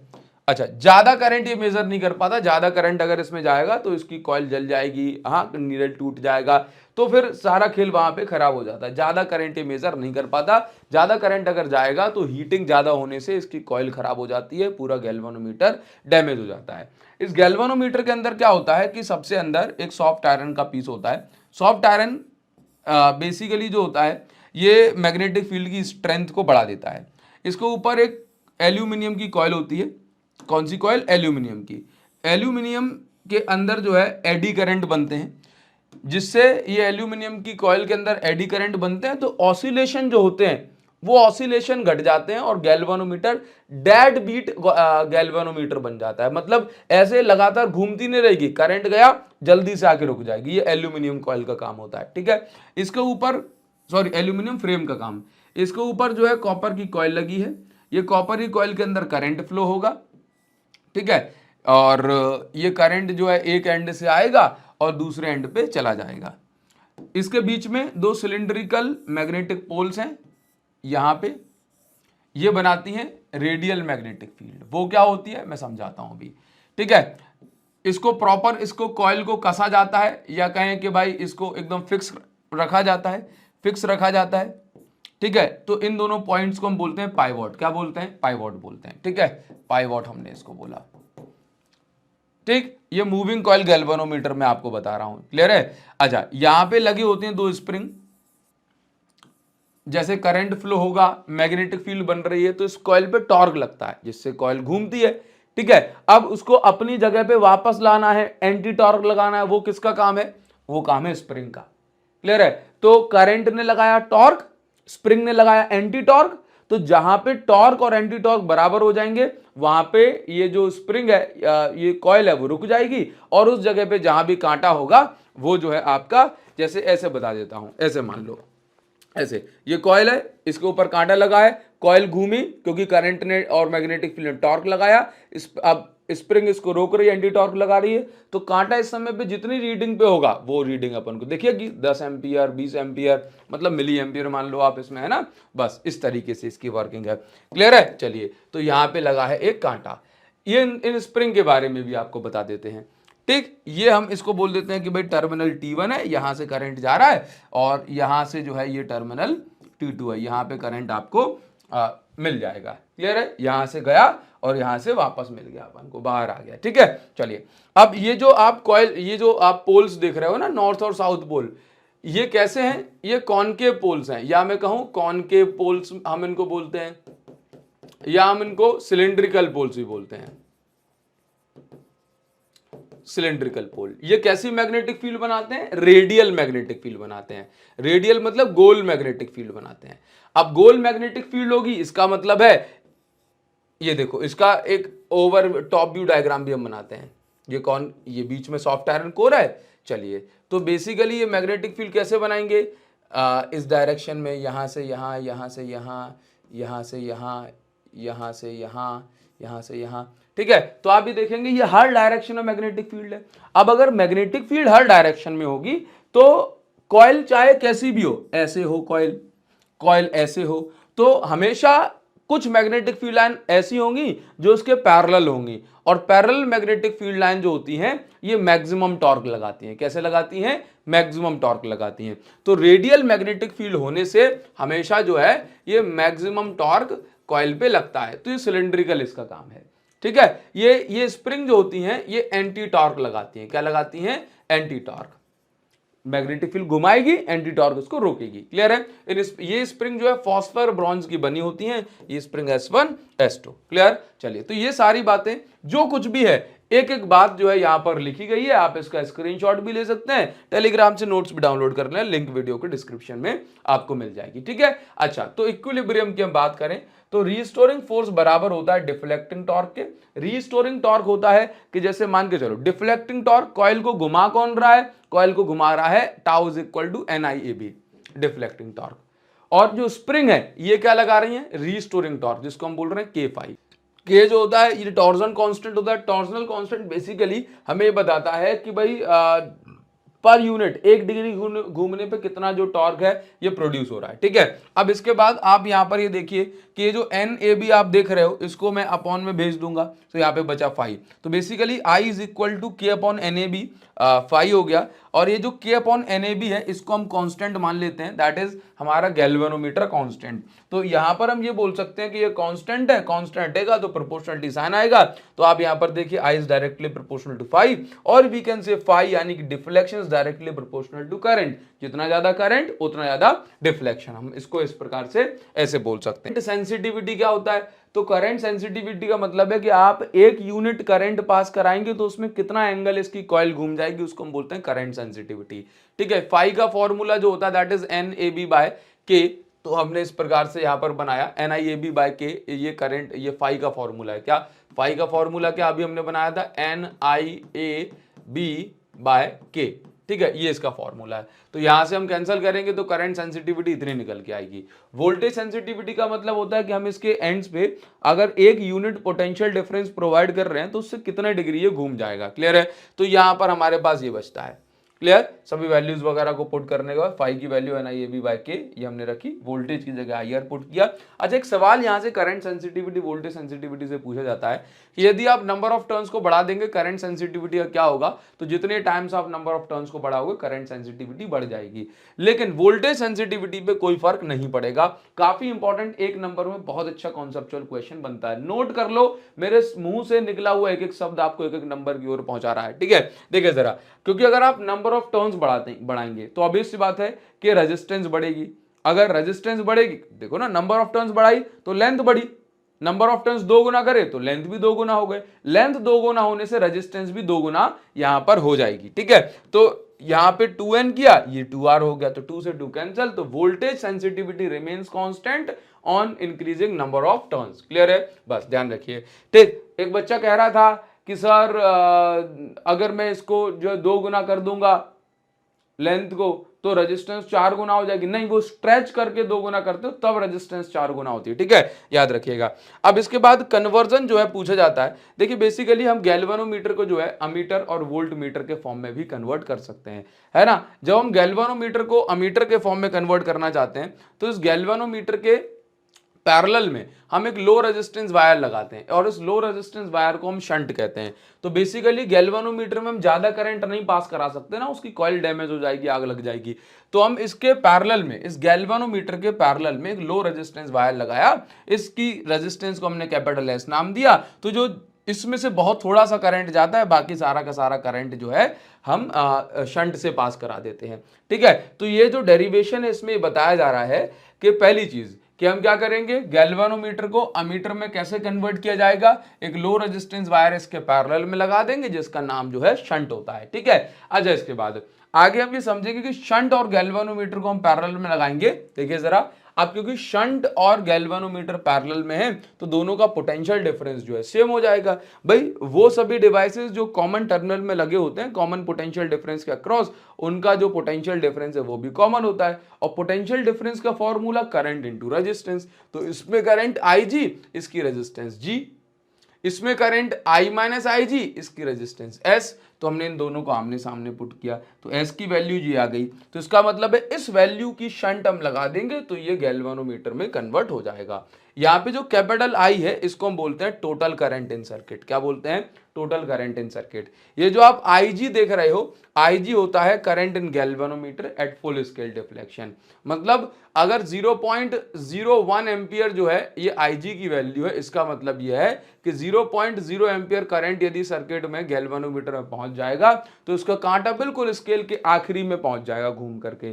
तो इस वैल्यू को हम बोलते हैं current in full scale deflection, clear है। अच्छा, इफेक्टिव रेजिस्टेंस की हम बात करते हैं तो आप यहां पर देखिए कि गैल्वेनोमीटर और शंट ये दोनों पैरेलल में लगे, तो पैरेलल में फॉर्मूला होता है इफेक्टिव रेजिस्टेंस का, नेट रेजिस्टेंस का, क्या भाई, A B upon A plus B. ये फॉर्मूला लगाओ, काम हो जाएगा, ठीक है। या ऐसे 1/r is equal to 1/r1 plus 1/r2। तो यहाँ से जो इफेक्टिव रेजिस्टेंस की वैल्यू आ गई सर्किट की, वो इतनी निकल के आती है, ठीक है। तो इस तरीके से इस रेजिस्टेंस की वैल्यू अगर आप यूज करेंगे, या कहूँ इस वैल्यू वाला शंट आप यूज करेंगे, तो गैल्वेनोमीटर को अमीटर में हम कन्वर्ट कर सकते हैं।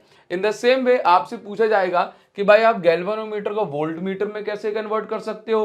तो याद रखिए, गैल्वेनोमीटर के सीरीज में एक बहुत हाई रेजिस्टेंस का वायर हम लगा देंगे, तो फिर हम गैल्वेनोमीटर को किस में कन्वर्ट कर सकते हैं, बताइए जरा, वोल्ट मीटर में कन्वर्ट कर सकते हैं। अब आप यहां पर ये देखिए, तो वोल्टेज अगर मुझे मेजर करना है तो फॉर्मूला, इसके अक्रॉस जो पोटेंशियल डिफरेंस, इसमें करंट IG इंटू इसके रेजिस्टेंस।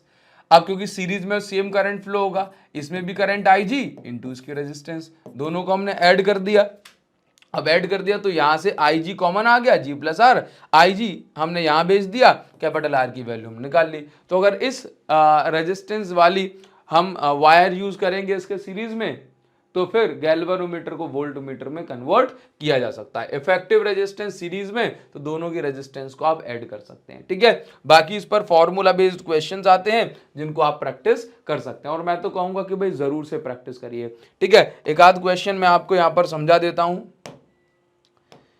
जैसे यहां पर आपको ये मिल गया कि आपको IG की वैल्यू दे दी, कैपिटल G की वैल्यू दे दी। अब कह रहा है कि how will the range of galvanometer, कह रहा है कि आप गैल्वेनोमीटर की रेंज 10 एम्पियर तक कैसे कर सकते हो। गैल्वेनोमीटर है जिसकी रेजिस्टेंस 12 ओम है, कह रहा है कि इसमें आप 1 मिली एम्पियर तक करंट भेज सकते हो IG। तो कह रहा है कि आप जो है इसको 10 एम्पियर करंट ये मेजर कर ले, ऐसा कैसे बना सकते हो। तो मतलब गैल्वेनोमीटर की आप ये बताइए रेंज बढ़ा रहे हैं, क्या बढ़ा रहे हैं, रेंज। पहले ये 1 मिली एम्पियर मेजर कर सकता था, कह रहा है कि 10 मिली एम्पियर कैसे ये मेजर कर लेगा, ठीक है। अच्छा, रेंज बढ़ाने से सेंसिटिविटी घट जाती है। रेंज बढ़ाने से कोई भी, आप जैसे मान के चलो, आप किसी डिवाइस से, आप किसी गाड़ी से जो 2 लोग बैठ करके जा सकते हैं, ठीक है। अब उस गाड़ी पे आप 4 लोग जो है बैठ के चलेगा, हाँ, तो आप समझो जरा, तो बेसिकली क्या होगा, उस गाड़ी का परफॉर्मेंस जो है मैटर करे कि नहीं करेगा, उस गाड़ी का परफॉर्मेंस डाउन हो जाएगा। इसी प्रकार से गैल्वेनोमीटर की जब आप रेंज बढ़ा देते हैं, बोला 100 एम्पियर मेजर करेगा ये, तो रेंज बढ़ाने से सेंसिटिविटी घट जाती है। ये क्वेश्चन बनता है 1 नंबर का। तो आपको करना है 10 एम्पियर मेजर करने लगे ये, तो आपको कैपिटल I की वैल्यू 10 ले लेना है। अब गैल्वेनोमीटर को अमीटर में कन्वर्ट करने के लिए इस रेजिस्टेंस का जो है शंट हम इस्तेमाल करते हैं, तो वैल्यूज पुट करो और इसका आंसर आ जाएगा, ठीक है। तो इस प्रकार से इस पर फॉर्मूला बेस्ड क्वेश्चंस हैं, वो आप जरूर से प्रैक्टिस करिएगा, ठीक है। और इसके बाद ये चैप्टर जो है गैल्वेनोमीटर वोल्टमीटर, हाँ मैं न्यूमेरिकल सीरीज अलग से लेकर के आऊंगा, तो हम उसमें भी क्वेश्चंस कर लेंगे, लेकिन तब तक आप इसके गैल्वेनोमीटर के कुछ क्वेश्चंस जरूर से आप प्रैक्टिस करें, ठीक है। तो आज की इस वीडियो के लिए बस हम इतना ही रखेंगे, बाकी जल्दी इस सीरीज को हम कंप्लीट करके उसके बाद हम अगली सीरीज इस्तेमाल कर जो है स्टार्ट करेंगे। तो जल्दी से मुझे कमेंट सेक्शन बताइए कि आज की वीडियो आपके लिए कैसी रही। मैं आपका कमेंट सेक्शन में वेट कर रहा हूँ guys. Thank you so much, thanks a lot, see you in the next video, thank you.